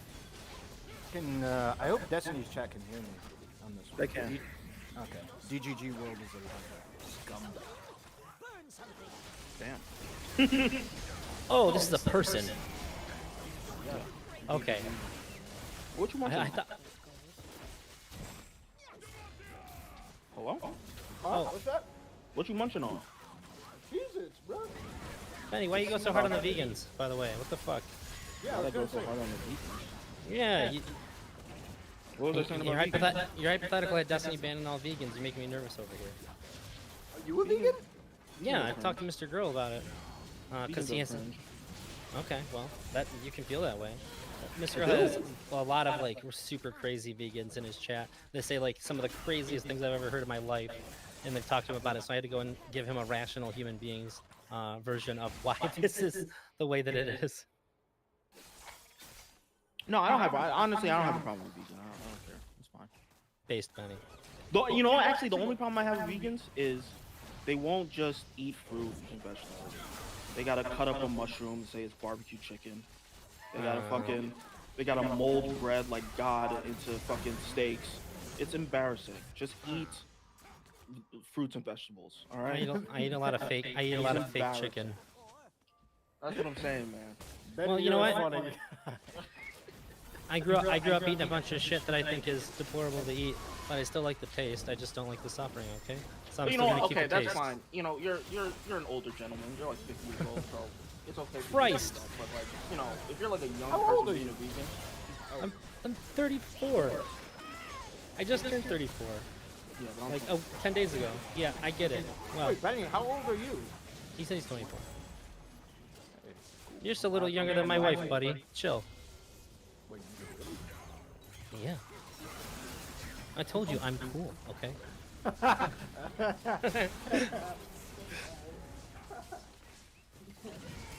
I'm a fat, goofy-looking guy, but I got a very pretty 26-year-old albino wife, okay? I'm cool. I know. Yeah. You know, like she's just like pale. I mean, like, her eyelashes are white, her hair is naturally white. She pale as fuck. That's Targaryen. Yes, yeah. Believe me, I say a bunch of very weird sexual jokes at her when we watch House of Dragons, and it's fun. Benny, you're a That was me. That was Elder. No, I'm talking about the Targaryen shit. I said that. Wait, was it? No, I thought he said it first. Okay. Shows through my clout. Yeah. My bad. I look, man. Said I'm at like 60% here. Okay, you gotta work with me a little bit. I'm at 5% fuel. I'm up too late. I want to ask Destiny just a couple of questions when he comes back. I wanted to let you guys kind of talk some shit out. I felt like there was moments like where some things weren't expanded upon. That's why I asked you only a few of the questions that I did. I thought it was really good to get a clear and solid answer. I'm really happy that we got that. Just like like broadly, that everybody got that. Aren't Destiny and Mr. Bo gonna talk though, like later about this? Yeah, but they've been talking about this shit, and I still didn't have the answer that I got. I agree. Wait, what was the question that you had? Me? No. Oh, I got a clear and concise answer from Destiny as to why what is happening is happening. Oh. Because they're both so emotional that they don't ever sit down and fucking say the rational thing that everybody wants to fucking know. Just like when I talked to Destiny last time, nobody fucking knew why the fuck he wouldn't talk about the Dr. K thing. I had to ask him that like 6 fucking months after it happened. Everybody gets in front of him and they say a bunch of crazy ass shit instead of the obvious rational question that everybody has, but they don't ever want to fucking say it. It's crazy. People get on fucking stream and their brains go out their fucking ears. I have to address what somebody's saying in the chat right now. Relevant to Crib1. He said, it didn't seem like anyone realized that Benny's reason for thinking Max is arrogant is that Max said he was, not that Benny thinks he is. I do think that Max is arrogant. I said that the reason why I know that he's arrogant is because he said so himself. Yeah, nigga. You I said think that. shit. I think that shit was cringe when you said that like Destiny and Max were comparable on whether or not they were arrogant, and Max literally says out loud, "I think I'm right on everything," and you're like, "Well, I don't know." Maybe Yeah, they're but Everybody comparable thinks they're levels right of about arrogance." everything. Destiny, You think Destiny would say that? Well, I think that if everybody's honest, everybody always thinks they're right about everything they say. Otherwise, they wouldn't fucking say it. Well, I think I'm right. I could be wrong, but I think I'm right. So I'm going to defend that I'm right. Arrogant. Being arrogant is when you say, I know I'm right, and you're not going to change my mind, or I'm going to ban you, or I'm going to start screaming, or I'm going to mute you, or I'm going to play the piano while you're talking. Like, these are signs that show that somebody is actually arrogant. Also, when your best friend...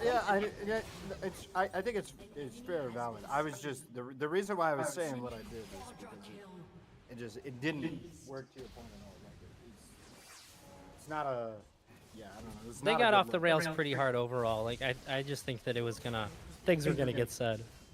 Okay, really? Fuck you, I was wrong. He's VIP in Discord. Who? Drop the logs right now. Proof. Immediately. I'm VIP? I think they're talking about Benny. No, no. I have never, ever interacted. GGG World. Link it. Link it if you want. I've never interacted with their content. It's like, why would I want to watch We're some about to find out. except for Matt? What are we about to find out? Huh? Don't worry about it. The status of one of the individuals inside of this. Wait, what happened? Wait, say that again. Well, we're just. We're gonna. This I think it would be best if this got resolved in Leon. We shouldn't talk about this anymore. Wait, talking about what? What did I just miss? I'm banning you something. I'm just trying to be a helpful guy, okay?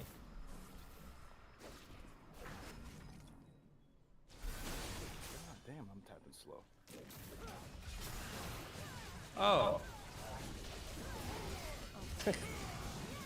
See, I was just trying to be helpful. Right?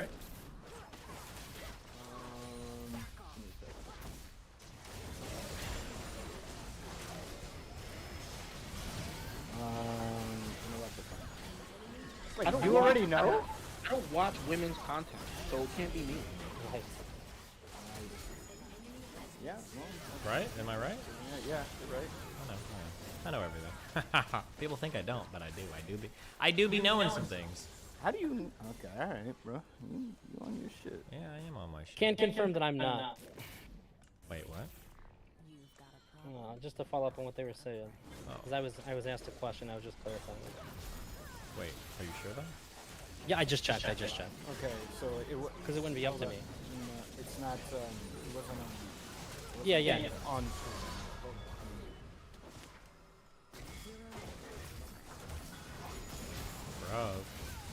Rub alert, careful. Wait, this is gonna be. Wait, are you DMing Grazzy? This is so cringe, dude. I'll leave Steven to say whatever he wants about whatever. I'm just chilling, bro. All right, sweet. Okay, Destiny, I wanted to ask you some questions about because I think it was over. I think what is it? Mr. Girl had an issue with you about possibly removing a Nick Fuentes post or something. It was the one where he said that you're not open to criticism about because it got pulled down and it got a bunch of upvotes Right. and it agreed with Mr. Grill and What that is whole thing that? happened. What is that? Hold on. I think what this is. Okay, sorry. I think that was one that I got super triggered because I think the Automod took it down, and he was saying that like it got. I think the Automod took it down twice, and he was saying that he was getting censored by the mods. Is that the automodded one? Or? No, it was Well, I don't know, but he was saying that criticism of you is not tolerated in your Discord. It was like the first In of my like the Discord or trilogy of. subreddit? Or subreddit. I'm sorry, I keep calling it Discord.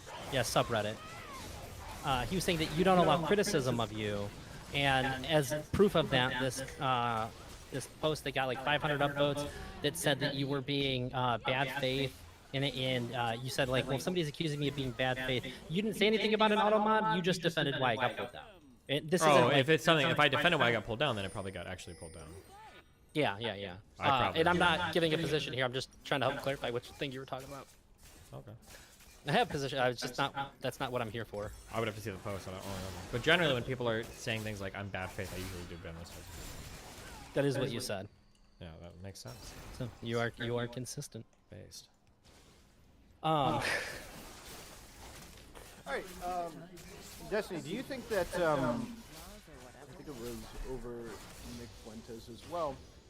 Do you think that you hold any measure of responsibility for any kind of increased popularity or anything like that Nick Fuentes might have received? I know that Max liked to point at the no jumper thing. Do you take any of the responsibilities, or do you think there's any accountability on you for that interaction at all? Yeah, probably a little bit. Yeah, I imagine he's probably going to become through any amount of talking with me, he's going to become a bit more popular, right? No, it can't be a little bit. It's a lot of it. I don't think it's a lot of it, but any amount, yeah, sure. You gave Adam's phone number to Nick Fuentes. So that's a lot. That's not a little. How is it a lot? Where is he getting his subs at? Where is he growing at now? Is his YouTube sub growing? Is his Twitter sub He growing? gave a direct line of communication to Adam22, and that's probably how he got on the podcast. Yeah, but it's not like he's growing it now. I don't think he has the opportunity to. I think he's banned from too many platforms as well. Well, I thought the question was about your level of involvement in him getting on that podcast. That wasn't the question at all. Oh, okay. It was about growth. Yeah, it was Oh, about It was growth. about whether or not he's going to realistically grow and stuff like that. Yeah, but I imagine he should be growing at least a little if he's just system. Our streams are getting like 14,000 viewers, of course. I have like. I feel fine. He's going to get a little bit bigger, obviously, if I'm platforming him at all. That's going to, of course, happen. If I may, I have like one thing to say, and I think I really just need to stop. I'm in a ton of pain here. What happened? All right, much love. I got a vasectomy today. Oh, They God. literally got a vasectomy like an hour earlier than coming in. Why is it really actually painful? So let me say this. They make it sound like it's like really not a big deal. You're in and out in a half hour. It's like an hour. Yeah, that's what they make It's it sound. traumatic. Oh, God. It's traumatic. I was awake the whole time. They gave me laughing gas, but like, don't get me wrong. I've done a bunch of psychedelics when I was younger. Wait. I stopped smoking weed like 3 years ago. They gave you the laughing gas. Yeah, they gave you laughing gas. General Yeah. anesthetic, isn't that supposed to completely knock you out? I was told that I would not be knocked out, and I had to pay out of pocket for the laughing gas. And it is extremely uncomfortable. It's if you breathe it for so long, you like totally start disassociating, and that freaked me out. So I had to stop using it. Like, and I had to use it intermittently. They give you a shot directly into your testicles, for one, which is awful. It does hurt. I had to get extra shots. And you can see like the little puffs of smoke when they cauterize. Yeah, I think it was a little Jesus traumatic. Christ. Okay. Yeah, it was so like, which is fine, but they should have fucking told me all that shit before the day of, so I could have mentally prepared myself for it.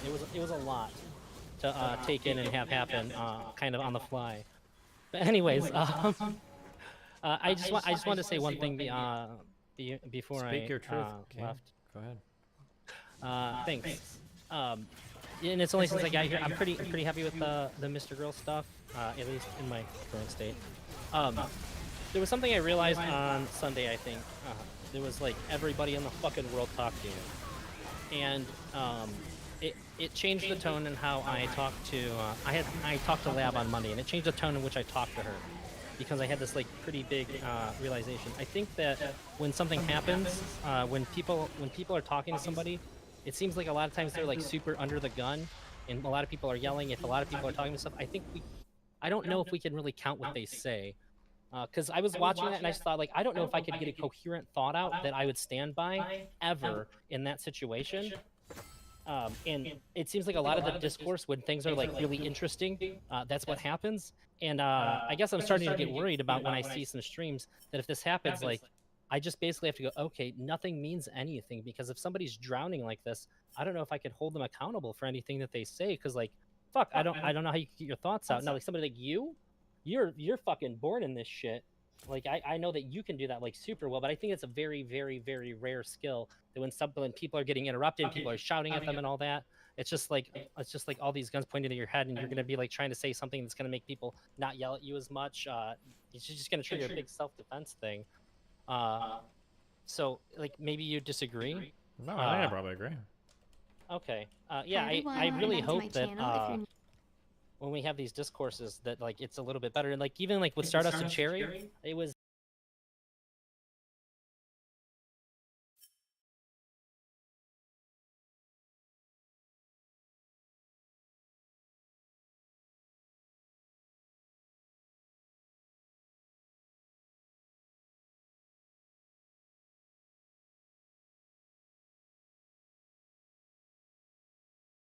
Hi everyone, welcome back to my channel. If you're new here, I'm Courtney Ryan, and today we're going to be talking about 4 things that women always notice. So I recently did a video with a group of girls.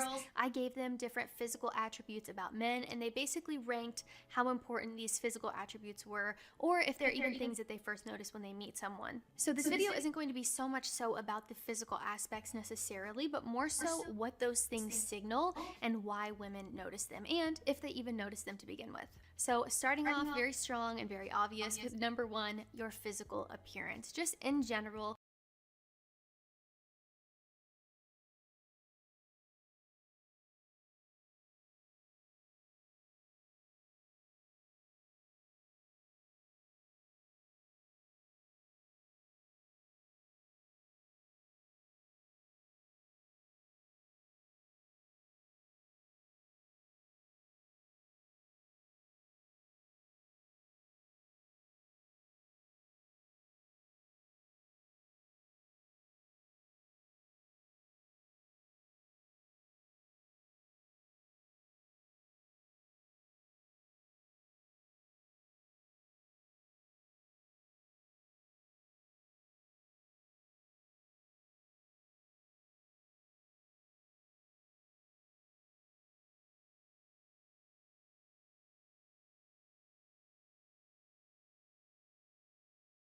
Hmm.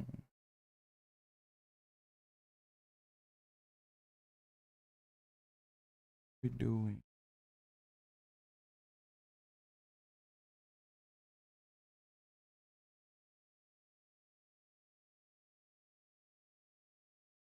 if you're new here, I'm Courtney Ryan, and today we're going to be talking about what she really means.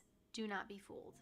I wish that we could all just say what we mean and mean what we say, but sadly that's not the world that we live in. This video is going to help you decipher and understand what women really mean when they say these things, and in most of these cases save you a lot of time and energy. Really, my point of making this video is just to make sure that you guys are not, waiting around for someone or wasting your time on someone who clearly doesn't like you, but they're not being clear about it, right? I think a lot of times women will give a little glimmer of hope, we could call it, or they'll kind of let you down easy in a way that doesn't hurt your feelings, when in reality it just actually ends up making things a lot harder because you think that there's hope there. So that's kind of the whole point of this video. Let's get into it. Number 1 is, I'm not looking for a relationship right now. And this really means that she's really just not looking for a relationship with you. And the big takeaway from this one is to not sit around and waste your time waiting for her someday, somewhere, sometime to hopefully be ready for a relationship or looking for a relationship. Because the truth here is that She just doesn't want to do that with you. She does not want to date you. She maybe doesn't see you romantically, or, you know, she just doesn't want to be with you. She doesn't want to date you. And, you know, if a guy came along that she actually did want to be in a relationship with, I guarantee she would not be saying to him, I don't want to be in a relationship right now, or I'm not looking for a relationship right now. She would just date him, right? Because she wants to wait around, or I won't date other people in case she changes her mind. But the reality is, if someone looks at you and tells you to move on and keep things rolling, maybe she just got out of a long-term relationship and she genuinely is not ready, the last thing you want to do is sit around and wait around. And I'm sure all of you have heard at some point, and that is, I've been busy. This is normally the response you'll hear if you're never too busy for you, if she genuinely actually means she just doesn't see you romantically at all. Anything following that but statement is normally not a good sign. Okay? My next one is, I can't this week, I'm really busy. Unexplanatory, but I just want to stress this again. If she is leaving you on red, if she has ghosted you, if you haven't heard from her in a week and you were supposed to hang out next week, she doesn't like you. Sometimes nothing at all. This one is pretty dang self-explanatory. So guys, that is all I have for this video. Is very much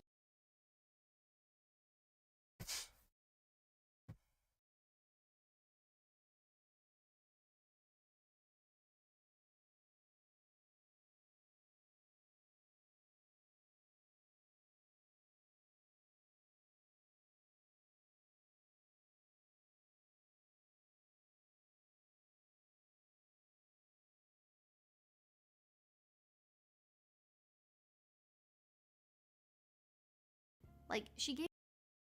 Hi everyone, welcome back to my channel. If you're new here, I'm keep that in mind as you watch this.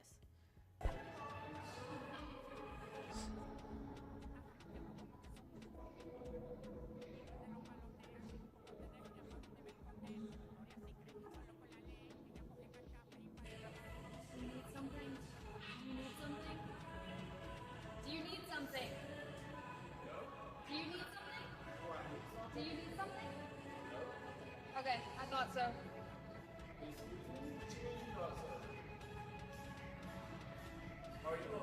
Keep it pushing. If you're getting rude, you can leave. Nobody was looking at you any type of way. Just because somebody glances at you briefly when taking your pump.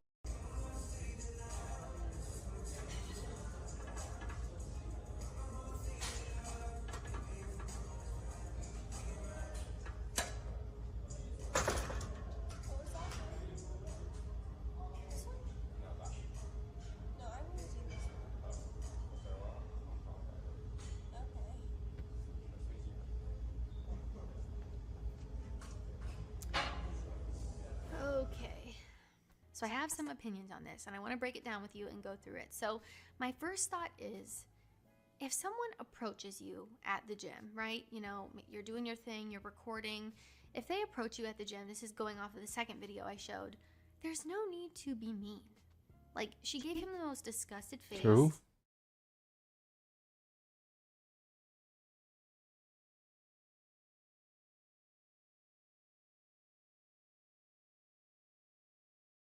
Hi everyone, welcome back to my channel. If you're new, it's important for people to vocalize the way that they think about things and the way that they view things. And if you don't like that, well, that's your opinion. I have my opinion. We can coexist. We can live together gracefully, and that's the beauty of life. So let's get into it. Oh, and I forgot to mention, I'm also going to be reacting to another video that I came across that, anyway, you'll see. You'll just see.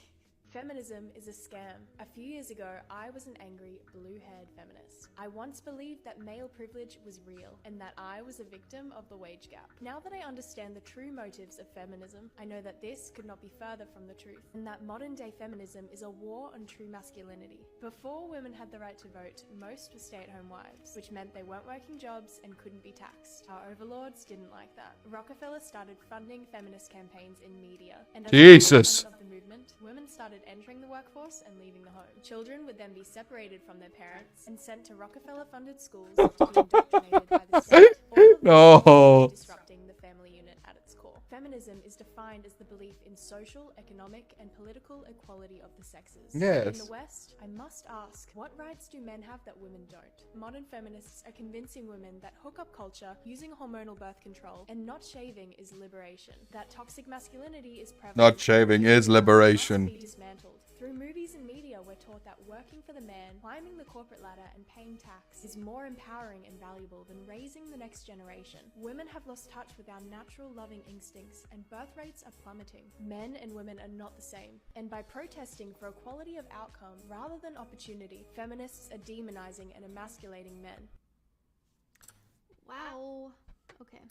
A lot to unpack there because she covered a lot of different topics in a very short video. Overall, wish I could give that girl a hug. I think we'd be besties. But anyway, she made a lot of great points that I think a lot of us do not genuinely take the time to think about. I think that when there's a new buzzword on the internet or a hot topic or, you know, a movement such as this one, people tend to neglect to look at it in a critical way and see the downsides to it as well. Because from the outside looking in, feminism seems like an amazing thing, right? I can attest to that. I think it's awesome that women can vote. I think it's amazing that we have equal opportunity. But that's the thing, is that it's an opportunity and it should be equal choice, right? Men and women can essentially do all of the same things in 2022. I actually cannot think of anything that a man is allowed to do that a woman is not allowed to do. So I do believe we're equal in the sense of we all have the same opportunity, right? We have equal opportunity. We're all allowed to apply to jobs. We're all allowed to enter college. We're all allowed to vote. We're all allowed, you know, there are things that we're all collectively equal on, right? However, I don't think a lot of these women that support this new wave feminist movement, which I believe is different from the original intent of feminism. Hi everyone, welcome back. New wave feminism. I don't think they think about the fact that we will never be equal, in the sense that a man does not have to carry a child for 9 months. A man does not have to think about how having a baby will affect his life at work and maternity leave, or, you know, have a period every month, or, I mean, so many things that we will just never be biologically equal on. A woman has to worry about so many more things when it comes to that than a man does. My point here is that our biology plays a huge role in our lives. And I think people tend to neglect the differences here between men and women, because I think people get so caught up in the word equal that they tend to neglect the biological differences that are so prevalent within men and women and our society as a whole. And then there's another side of feminism where they demonize the women who don't want to work a 9-to-5 or who don't want a career or a corporate job. You know, they say things like you should never rely on a man, or you should never, you know, something that irks me, it's like they want to be put in the mom box, because that I think helps demonstrate who just want to be, that I'm going to play for all of you. Yeah. And there's women who just want to be labeled as a mom. Yeah.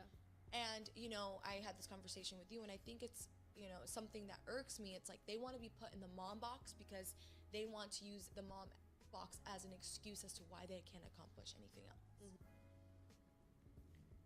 When I saw this video, I actually could not believe it.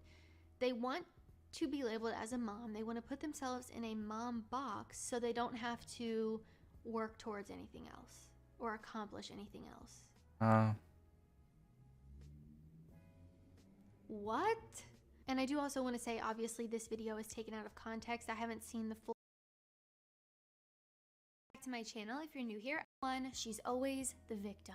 If she's always pointing fingers, blaming you, never taking accountability, it's always everyone's fault but hers. This is not a good sign, and a sign that she's unable to take accountability for her actions, which is obviously not beneficial if you're looking for a healthy, mature relationship. This is the type of girl that's always going to make you feel guilty, who's going to make you feel like you need to be apologizing for things that you didn't even do.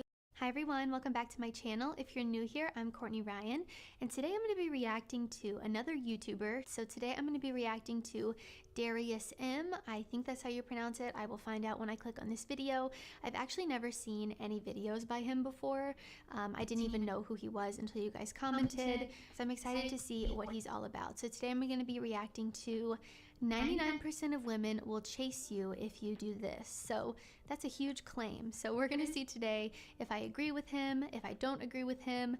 Of course, I mean this in the most respectful way. He has an awesome channel. You guys seem to really enjoy him. So obviously he knows what he's doing. And I don't do these to put anybody down or say that someone's advice is not valid. I think just like anything else I do, it's not a subscribe button. If you do. I see so many boys and grown men chasing and seeking validation. It's actually disgusting to see. It's sickening. So many guys want to get good with the opposite sex, want to be a master, want to understand them. Quite frankly, women don't even understand themselves. They don't know what's going on in their life. Their emotions are up and down, haywire, and crazy. There's even tutorials, pamphlets, audiobooks that these dating coaches and all these guys are selling you to try to get good with women. But subconsciously, what you're doing is you're putting them on the pedestal. You make it seem like that they're greater than you. Just think of it like a boss or a character or a villain at the end of a video game or a level. When you can't beat that boss or that certain creature or monster, what do? Well, way back when, we used to go online or buy a Game Shark book and to see, how can I beat this character? It's so much stronger than me. It's so much better than me. How do I destroy it? How do I win? That's what guys are doing nowadays. It's equivalent to that. You even see women getting in on the action. They're selling you books and tutorials of how to get good with women, how to sleep with more women and all this other stuff, and how to get your ex-girlfriend back, right? I got an email from a subscriber by the name of Jonathan, and he wanted to know, he did everything for his girlfriend. He showed her love. He took her to places. He tried to understand her. He tried to do everything he could to make her feel good, to make her life much more easier. He took her to vacations. Now he was wondering, why is she drifting away? What did I do wrong? He emailed me, Darius, what can I do to win her back? I love her so much. Clearly, And I just kind of want to recap everything up until this point. He makes a good point. So many people on YouTube are selling you things, which is unshare when you just feel a bill. What we have as a woman, I had done everything I could for my ex. I went above and beyond, tried to understand her, trying to make her happy, made her my world. I had given her everything. Can't do it. And she started to drift away. So I said, what can I do? And I felt her drifting away because I had worked so hard to give her a good life, to make her happy. But it wasn't enough. So one day I said, you know what? I'm sick. I'm tired. I'm tired of breaking my back to make you happy. So one day I said, you know what? I'm blocking her on every social media platform. Snapchat, Instagram, Facebook. I got rid of it on everything. Because I had tried for 2.5, 3 weeks to get her to contact me, to get her to understand me, to let her know that I care about her, that I want her in my life. Just like the brother Jonathan is doing in the email. So once I just cut her all off and I stopped contacting her, guess what? 2 days later, I get a knock on my door. Look through the peephole, and that's my ex-girlfriend standing right there with some dinner. And she's saying, do you need company? So I invited her in, yes, and I smashed her cheeks. But the moral of the story is, when you leave women alone, when you stop chasing them, when you stop giving them your all and contacting them, see, the big issue, they create the you go above and beyond and work. It's really put ink on a trying to chase you and come around. Okay, now up to this point, people who are not confident, people who are insecure, people who are not happy with themselves, people who have trauma, people who have things that they need to fix in themselves, live in constant chaos. And so those are the people that are going to be constantly creating chaos, turmoil, crazy in your relationship. Just like the video I did about how to tell she's crazy. Everything he's saying is true in that regard, because people who have unresolved trauma and need to heal and aren't self-actualized, who... Hi everyone, welcome back to my channel. If you're new here, I'm Courtney Ryan, and today I'm going to be talking all about the first thing, even with a mask on, we're noticing your face first, that is a hair. I've done videos all about which hairstyles girls love, and it's definitely something that girls notice, but if you're bald or you have gray hair, don't worry, a lot of girls are very into that. Last video that I have a friend who is really into hands, and I know that sounded so weird and bizarre, but she basically just said when she first meets a guy, one of the first things she notices are his hands and if he has good hands or not. So if you're meeting someone for the first time, they're going to notice your hands, especially if you're someone like me. I talk with my hands all the time. It's probably really annoying to watch, but that's just how I am. So a girl is going to notice this. Keep your fingernails trimmed, like I mentioned in the grooming video. Don't keep them really long. Dirt and germs caked underneath them. If you have to have your nails long, say if you play guitar or something like that, that's totally understandable and a little bit different. If it's for something you love and you enjoy doing, I think it's different. But just take good care of them, file them down so they're not super long. A little bit. Make sure I don't you're like not it as getting a much. ton of dirt and gross stuff underneath I them. didn't I will like say the, here also, just the whole I see a concept of lot the of game I didn't guys like with as much. very dry, I don't like the like wagon cracked system versus the hands, hamlet system. and I know a The lot of you hamlet guys system work. was based.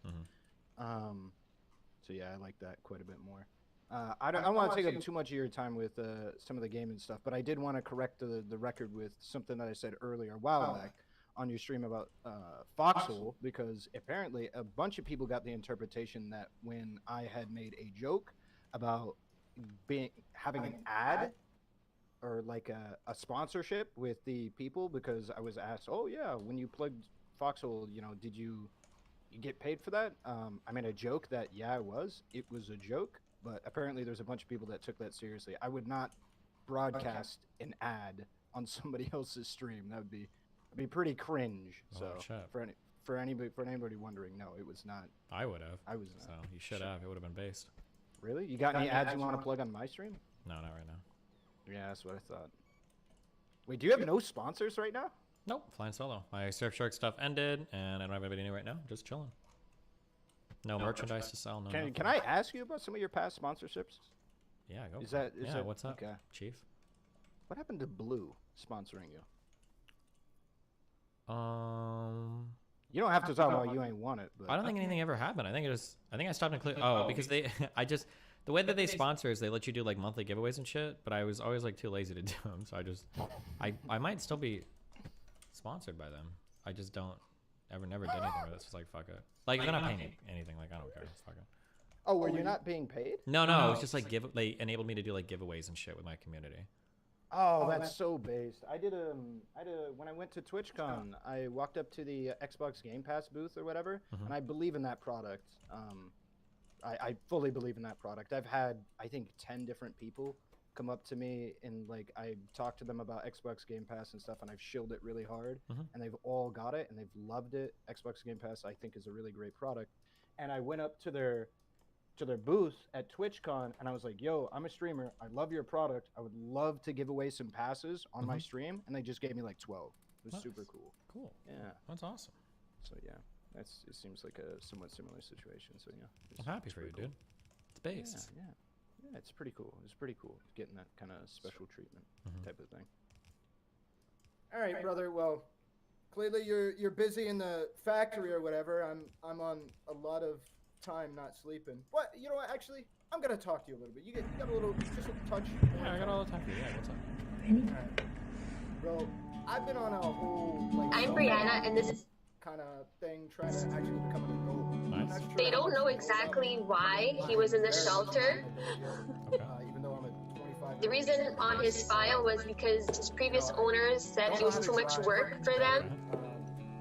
I wanted to adopt a rabbit, so I brought it home, and the first 2 weeks were so overwhelming. I actually lost weight for how stressed I got. I had to figure out a way. I got rid of his playpen, I got rid of his cage, he became a free roam rabbit. He ran straight to my face and started kissing me. Illustrate the rules of the road and how the wheel feels. When I got behind the wheel, it felt very similar. It's like having a 2-year-old constantly running around my house. So yeah, He does these crazy couch zoomies. You're 25, 26, whatever you're old. Sometimes he'll go so fast he'll actually fly off the couch. Yeah, I've actually been genuinely enjoying it. We have 2 cats and a dog, and he's the king of the house. been, He's like this you know, really young trying to learn puppy how to full of drive, energy. trying to get my shit right. I've been trying to learn how to code. He so that way I changed can- me because completely. I've always really liked the idea of coding. My brother went to school for coding. I've always had dogs and cats, We're going but through since it, I so I'm adopted trying to him, get my I life became together. more of a That's bunny actually person pretty alright. than a dog person. After I adopted him, we had discovered that he had a spinal injury. So I don't know if that's the reason why they gave him up. Right away, we started with the medication. He was on 3 different medications a day. He's been doing much better now. For some reason, he loves bothering my dad. Wait, Steven, when did you learn how to drive, man? My dad is scared of him, but Chester knows that he's scared of him, so he keeps on bothering him.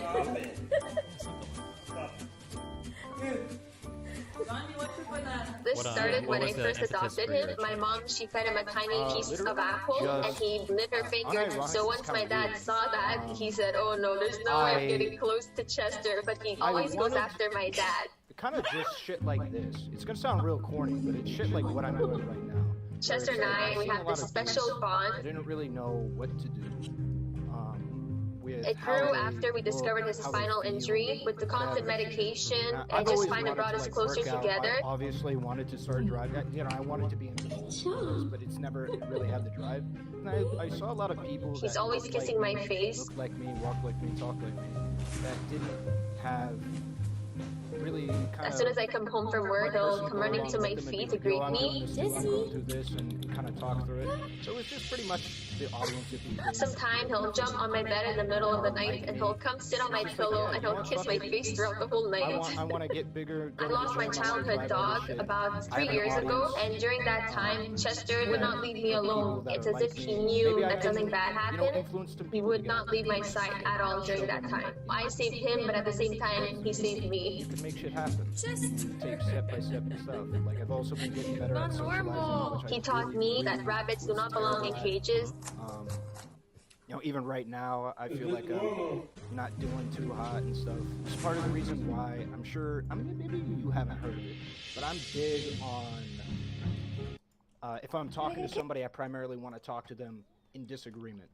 And a big reason why is because I'm very used to that social situation, of being able to disagree with somebody and then come to an amicable disagreement. But I'm not really good at shooting the shit. I haven't gotten much practice. I haven't got much training. I'm very awkward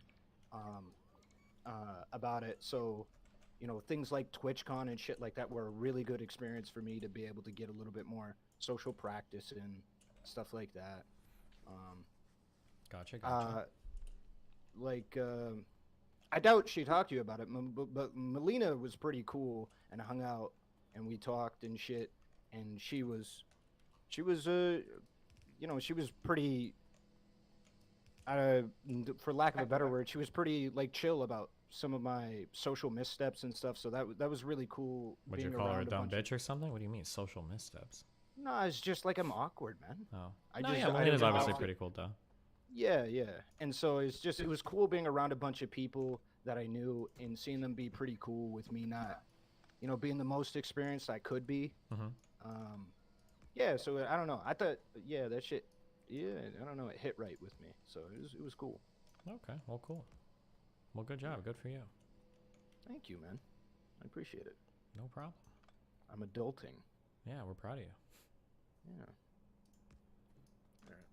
Yeah, so that's pretty much all I wanted to say. I think I already talked to you about the Nick Fuentes critique or whatever thing. You agreed that there was probably some kind of growth there. That stemmed from that. I'm trying to think of everything I've wanted to talk to you about, because a big issue of mine is that I will often feel like I don't really have anything to talk to you about if I'm going to talk to you. Yeah. Because there's a bunch of people that say, you know, talk to Destiny. And I still very much am in that kind of headspace where it's like, you know, I'm really awkward when I'm not disagreeing with somebody. So, and I don't, as much as I would want to, I don't disagree with you on a crazy amount of stuff. So, you know, I asked you about the Nick Fuentes thing, asked you about, I forget what else. And then that's pretty much it for now or whatever. But yeah, I know what you mean. I'm kind of the same. A lot of my conversations happen through the lens of like disagreement, so it's kind of weird when I don't have anything to talk about. Yeah. Yeah, exactly. So yeah. At the risk of not making this any more awkward than I already have, listen, man, I got to get more practice in. I got to go to sleep, go to the gym tomorrow and stuff, because that's probably going to happen only in a couple hours. So yeah, thanks for coming through the memes and hopping in the Discord and answering some of their questions and stuff. Yeah, no problem, dude. Good luck, have fun, be careful, stay safe. All right, much love. See you later, brother. Bye. See you later, bud. Okay, I'm getting stuck in a bad death loop of like re-optimizing all of my shit, and I'm not expanding. This is like the second day, I think, and I haven't done my green science. It's not good, guys.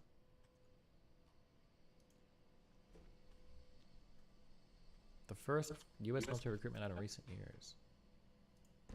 Nice. Okay. Okay, so now the spring damping is at 0. Okay, and that's to go. Okay, they'll just continue. They'll go on. Okay, I'm gonna get set up for D&D. I love you guys. It's been fun. I know how much you guys love D&D. Find me over on the Destiny channel if you want to watch that. Reverend Cappuccino, Pappuccino. Well, I won't tell that because I'm coming back here to stream tonight too more. So I'll be back. Be careful. Bye. I'm moving over.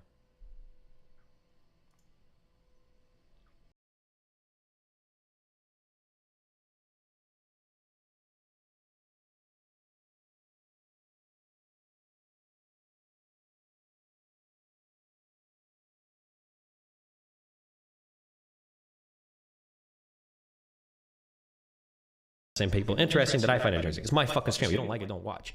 But when the other person starts fucking me while my community's fucking me, now I'm gonna fuck somebody back. So I'm either gonna go nuclear my community and start banning 3,000 fucking people, or more likely, I'm gonna look at the other person and go, okay, listen up, motherfucker. I understand that you live in your world and you only have your perspective, but you need to understand that, like, I have put my reputation, my integrity, and my mental health on the line quite a bit, like sifting through a lot of dog shit opinions in my community and really sticking up for you, fighting you.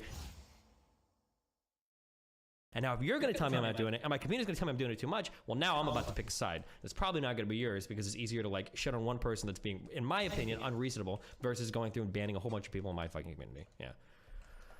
Okay, Sorry, that was a lot. Yeah.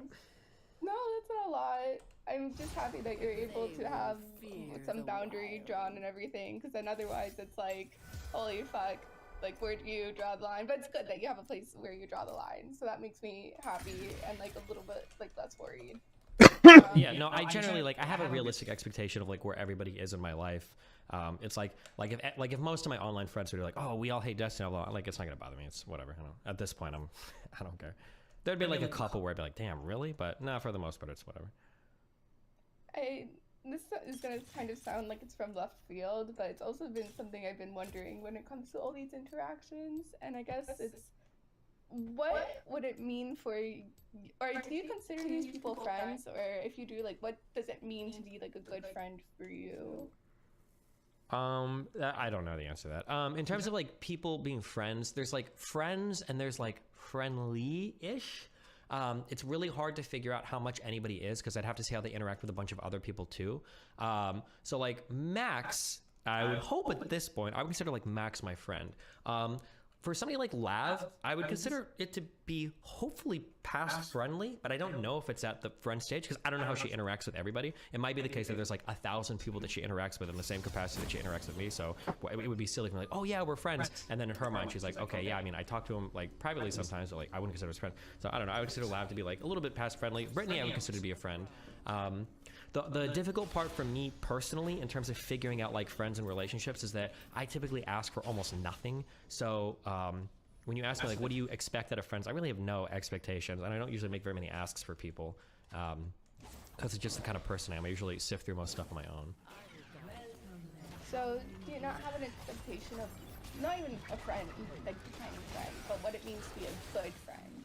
Like what qualities does a person, or do like your closest friend, let's say, have that you're like, oh, this makes them good, this makes them a good friend? My bar for that is if somebody is willing to stick their neck out for you when it's not socially advantageous for them to do so, I would consider that person to be an exceptionally good friend. That quality is incredibly rare. And I see a few people do it on Twitter. Melina did it for me in person once. I thought it was really surprising. Because I don't generally place that expectations of it. When somebody's willing to stick their hat out for you when there's probably like stuff to lose, that's to me is like a signal like, oh, you're an exceptionally good friend. So like when I look at some people, so like what's frustrating, I say frustrating, but it's kind of my expectation. So like when people are kind of friendly towards me, but then when they're in any other environment, they're shit talking me, it's like, oh, okay, well, I guess, you know, it is what it is. But that's kind of I guess I expect that behavior from people. That's kind of sad sometimes, I think.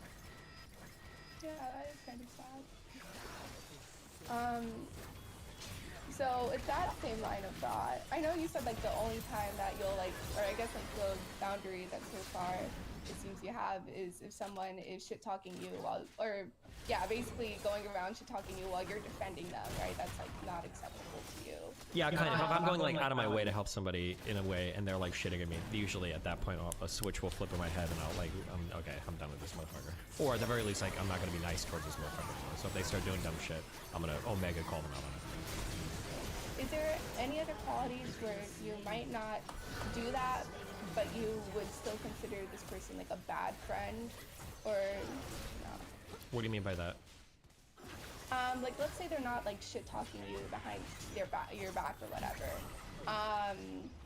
This is hard because you said that you don't expect a lot of these people. Like my emotional needs and everything are very, very, very low. So like it's hard to like I don't expect friends to like be there for me or anything like that because I handle all my stuff on my own. Have you ever thought of, or do you see no need for it? Have you ever thought about wanting to change that or not? I've tried it before, and it's like I guess it's nice to talk about problems, but like generally like most of the situations that I'm in are. This sounds cringe because usually when people say this, it's not true, but for me, I think it generally is true. Most of the situations I'm in are like incredibly exceptional circumstances or situations, so it's kind of hard to get feedback from people that like that's valuable. Like I don't know who would I ask questions about. Like I can't. Like just because you're older doesn't necessarily mean you'll know anything about like online shit. Just because you've got experiences doesn't necessarily mean I'll agree with your perspective. Like I think for the most part of my life, I do pretty well like relying on my own like interpretation of things, and I just like keep doing that. But I mean, who's to say at some point in the future maybe that would change? Yeah, this is gonna sound kind of cringe and stuff. But do you think part of you might be scared to do that? Like, is there any hesitancy there? Like that you'll. No, I thought about that a lot. But no, I don't think so. Usually when I'm looking for my behaviors, I'm trying to figure out if something is like maladaptive. Usually what I'm thinking about is like, is there somebody that I would interact with in a different way if I didn't have like a particular feeling about how they might act or whatever. And I think the answer is generally no. Like, there's not like people that's like, I've never had a feeling where it's like, I wish I could talk about this with somebody, but I don't think I trust them. Or I wish I could open up about this, but I'm worried about getting judged or whatever. I never have feelings like that. But if I did have feelings like that, then I would be like, okay, fuck, maybe I am having trouble trusting people, or maybe there is something wrong with me like that. Can you give me an example of a behavior you have that you realize is maladaptive? I don't think I have any maladaptive behaviors, okay? Or had. I don't think I had any had maladaptive behaviors. I don't know if I never know. I never identify as this. I'll just kind of allude to it because I really don't know, and it's kind of cringe to guess. But like, I might be a little bit autistic or a little bit in terms of like. Hold on, is my mic low?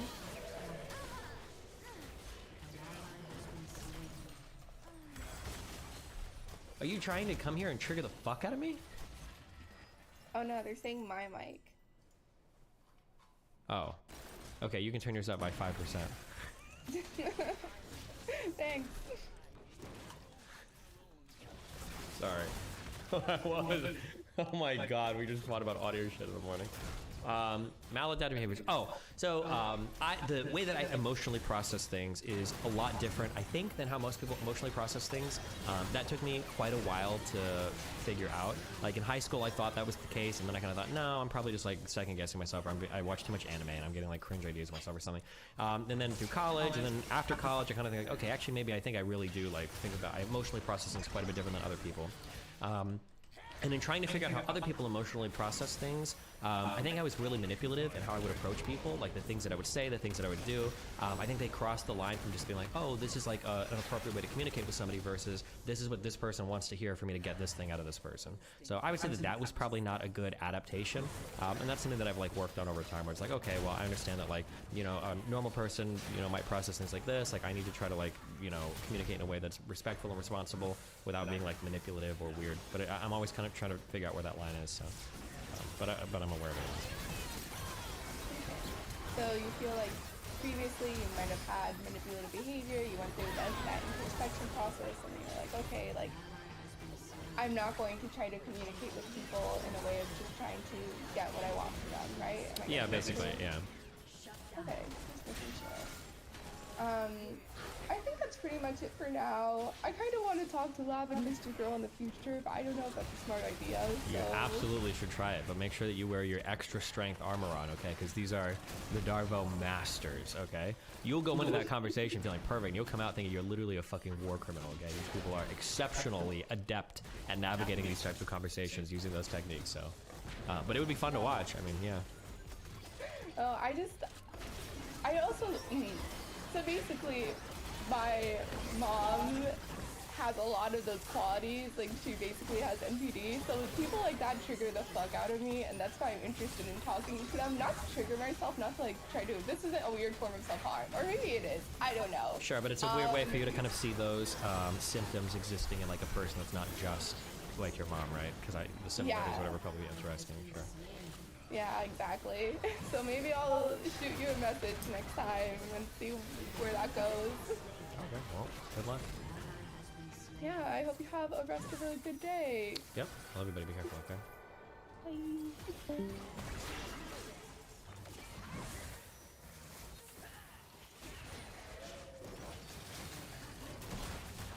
Like, but mutually assured destruction at this point in the threat of nuclear war. It seems like 5 minutes ago you guys were arguing that it's a no big deal. Destiny, you were saying that it's just college kids writing papers about. No, I'm not. I'm saying that we don't know. That's the scary part. Is we don't know what would happen. But that's why I think countries have historically.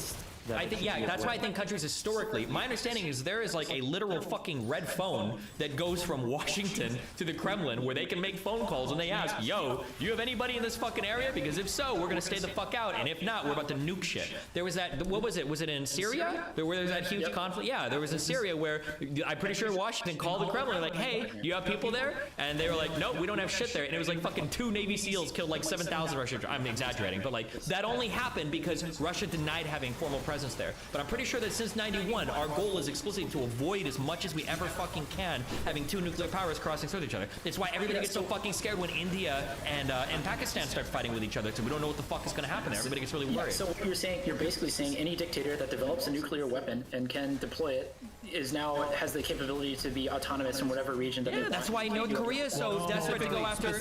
I'm saying that we explicitly must intervene anywhere where there's even a possibility of that happening.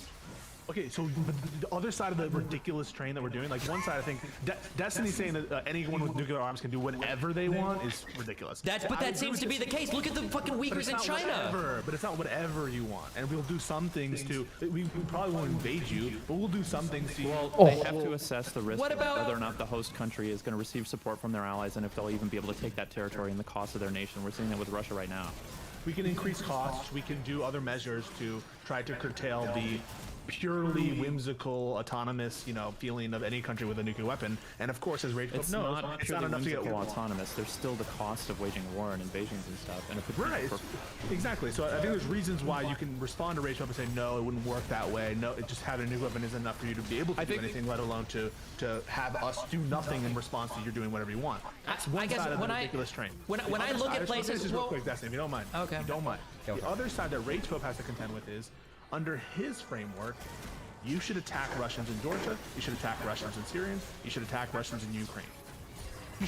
You might as well declare war on Russia. I don't see what the difference is at that point.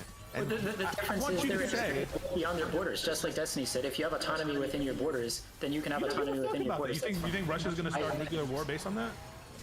I don't think so. If anything, there would be a limited strike, but they're that would be a major bluff call. Maybe you could call that bluff, but we don't know how that would shake out. But here's the thing: the alternative of not calling the bluff is eventually you can just do whatever you want. Yeah, so the point of mutually assured declare war on distribution Russia. or nuts. No, because we're not declaring war on Russia. We're again helping the Ukrainians who explicitly want us to help them. Well, I'm not asking you what we are doing. I'm asking you what you would want to do. Listen, We wouldn't declare war on Russia. We would declare an intervention in Ukraine to support the rightful government, and we would clear out anybody in there. If it happens to be Russians, if it happens to be Syrians, if it happens to be trucked in terrorists, it doesn't matter. We clear it out. I'm not limiting my focus on Ukraine. I'm saying broader than that. What is the problem with America generally fighting on every front against Russia, including attacking Russian troops all the time?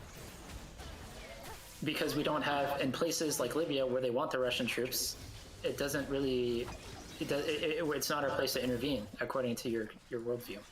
He's asking according to my worldview, I don't have any problem with that. If they're propping up terrible dictatorships, if the cost to us to do that is low. Wait, hold on. We can't say propping up terrible dictatorships because we'll prop up terrible dictatorships, right? That's not a. What terrible dictatorship have we propped up since the 1990s? I would argue that Maliki in Iraq had a lot of problems with the way that some of the Sunnis were saying that dude was fucking locking up people in secret death camps. He almost fucking single-handedly took Iraq into war with fucking Iran. I think there were a lot of issues in the American established government in post-Iraq with the leadership there.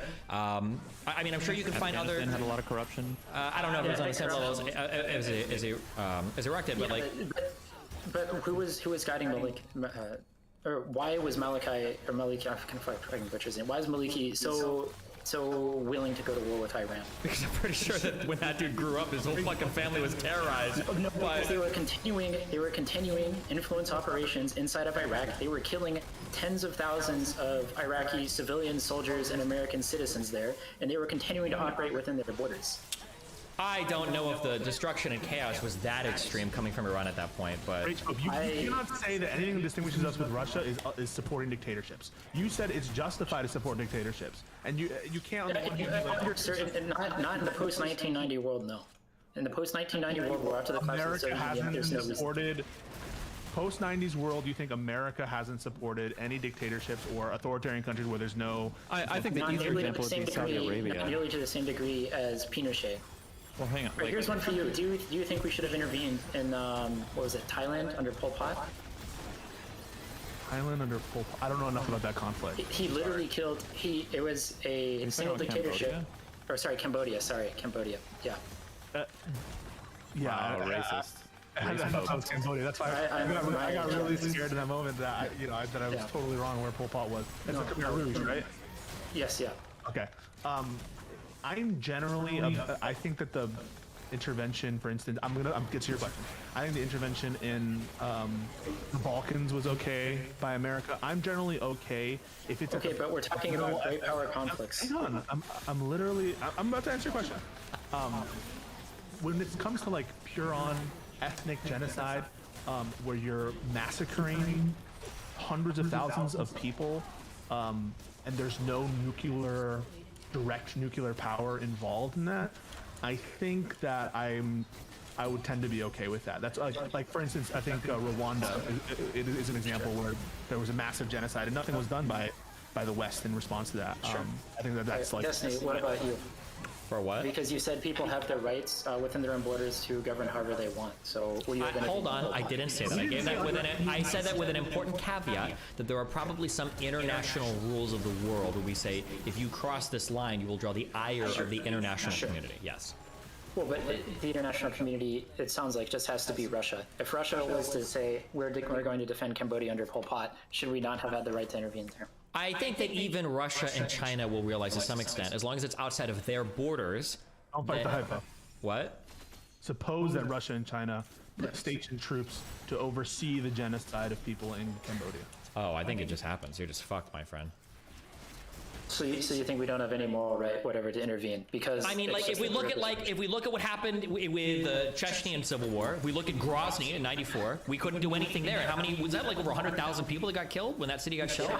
Or if we look at what happened in Aleppo during the Syrian Civil War, that was in another country with Russia basically overseeing it, running the same plan they did with Grozny. I mean, that's It sucks, but that's kind of what happens. It's either that or nuclear war, right? Like, isn't that The question isn't whether or not we have the right? moral right. The question is, should we take the risk of nuclear war? I don't think you can. I think I don't think you can do that. That's your position, right? Destiny, is that it's not about the moral right, it's about the risk. The pragmatic risks of, yeah, unfortunately, yeah.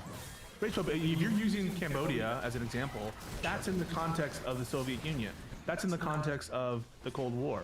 And so you would be against intervention there if there were Soviet troops there. Do you think that the threat of nuclear force is high? You just, for whatever reason, think that the threat doesn't exist anymore. Yeah, I explicitly don't think that the same level of destruction is guaranteed. If anything, we would probably go to like a nut scenario, a nuclear theater level strike, more or less. No shot. I don't think you would actually be. Once we started opening up like tactical, like small use nukes, aren't we just like? That's. I just want to be a little clear, Rachel. Under the current, this is the two scenarios. Soviet troops in the 1960s, 70s overseeing genocide in a country don't invade. Russian troops overseeing a genocide in the 21st century do invade.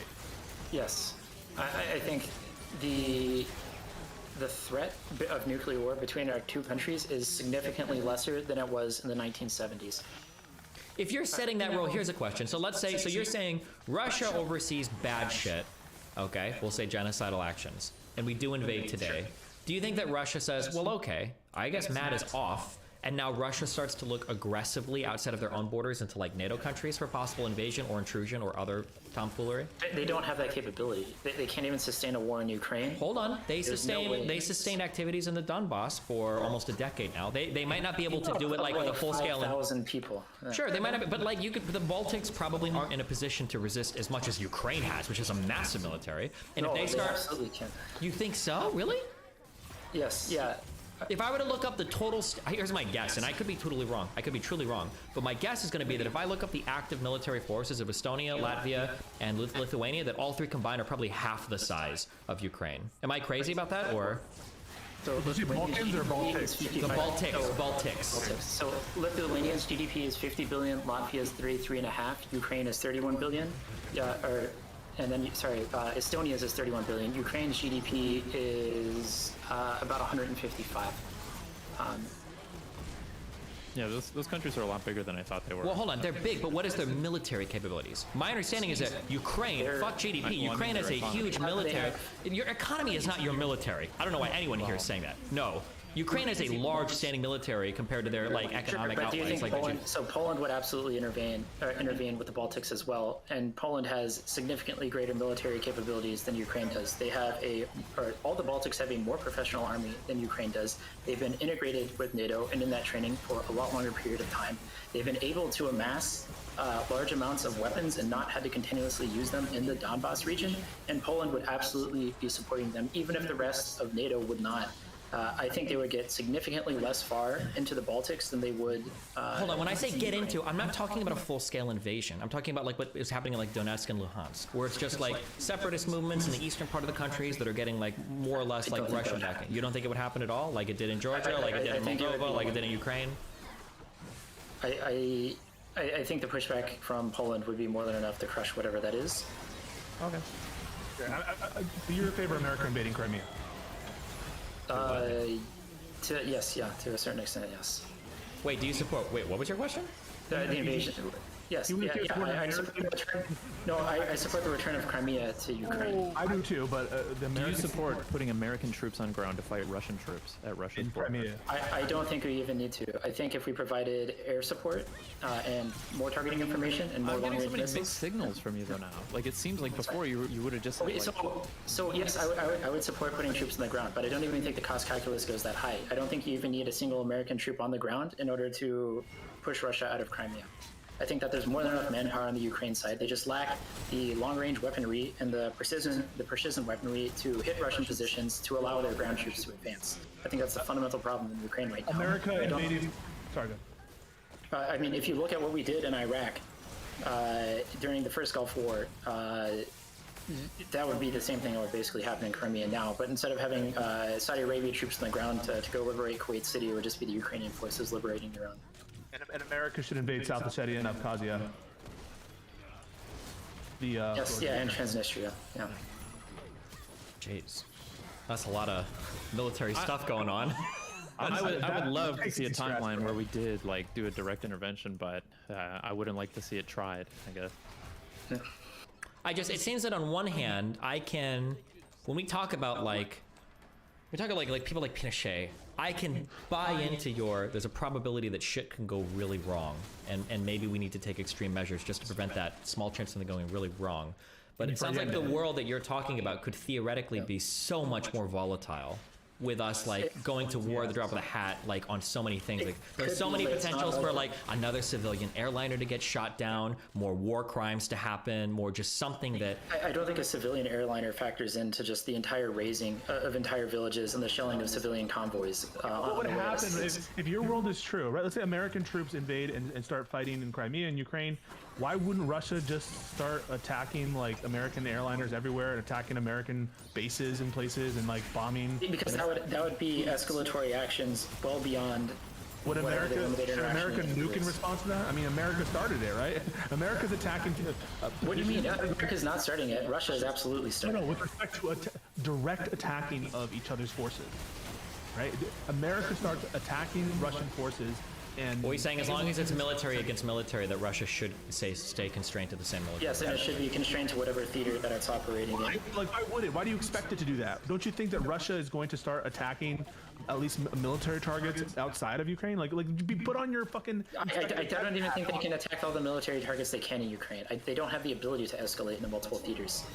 They don't have the capability. They don't have the capability for sustained warfare in multiple theaters. Correct. But small escalatory or small retaliatory attacks across different things, I think they probably could. Yeah, do you really think that if they did that, it wouldn't be broader? That it would just Russia be like, all right, we're just going to stay here. We're not going to attack anywhere else. There may be small attacks in other regions, but it would be extremely limited in scale. It wouldn't be the same level of escalation that we would see in the Cold War when they had the capability and they had the allies to fight in multiple theaters at the same time. They don't have those same capabilities, so that risk of escalation is, again, significantly smaller. And even if there is nuclear escalation, most current military theory is saying that there could be limited strikes in a theater and it won't escalate to mass. Ooh. That's a spooky one. I'm just trying to imagine how scary, like, I know how scary the world was when fucking people were even, like, walking outside with masks and shit from the coronavirus. I'm trying to imagine how scary the world is when we are watching TV and we're seeing mushroom clouds. That's, even if it's in a limited sense, that's a really scary world. I don't even think it would escalate to that.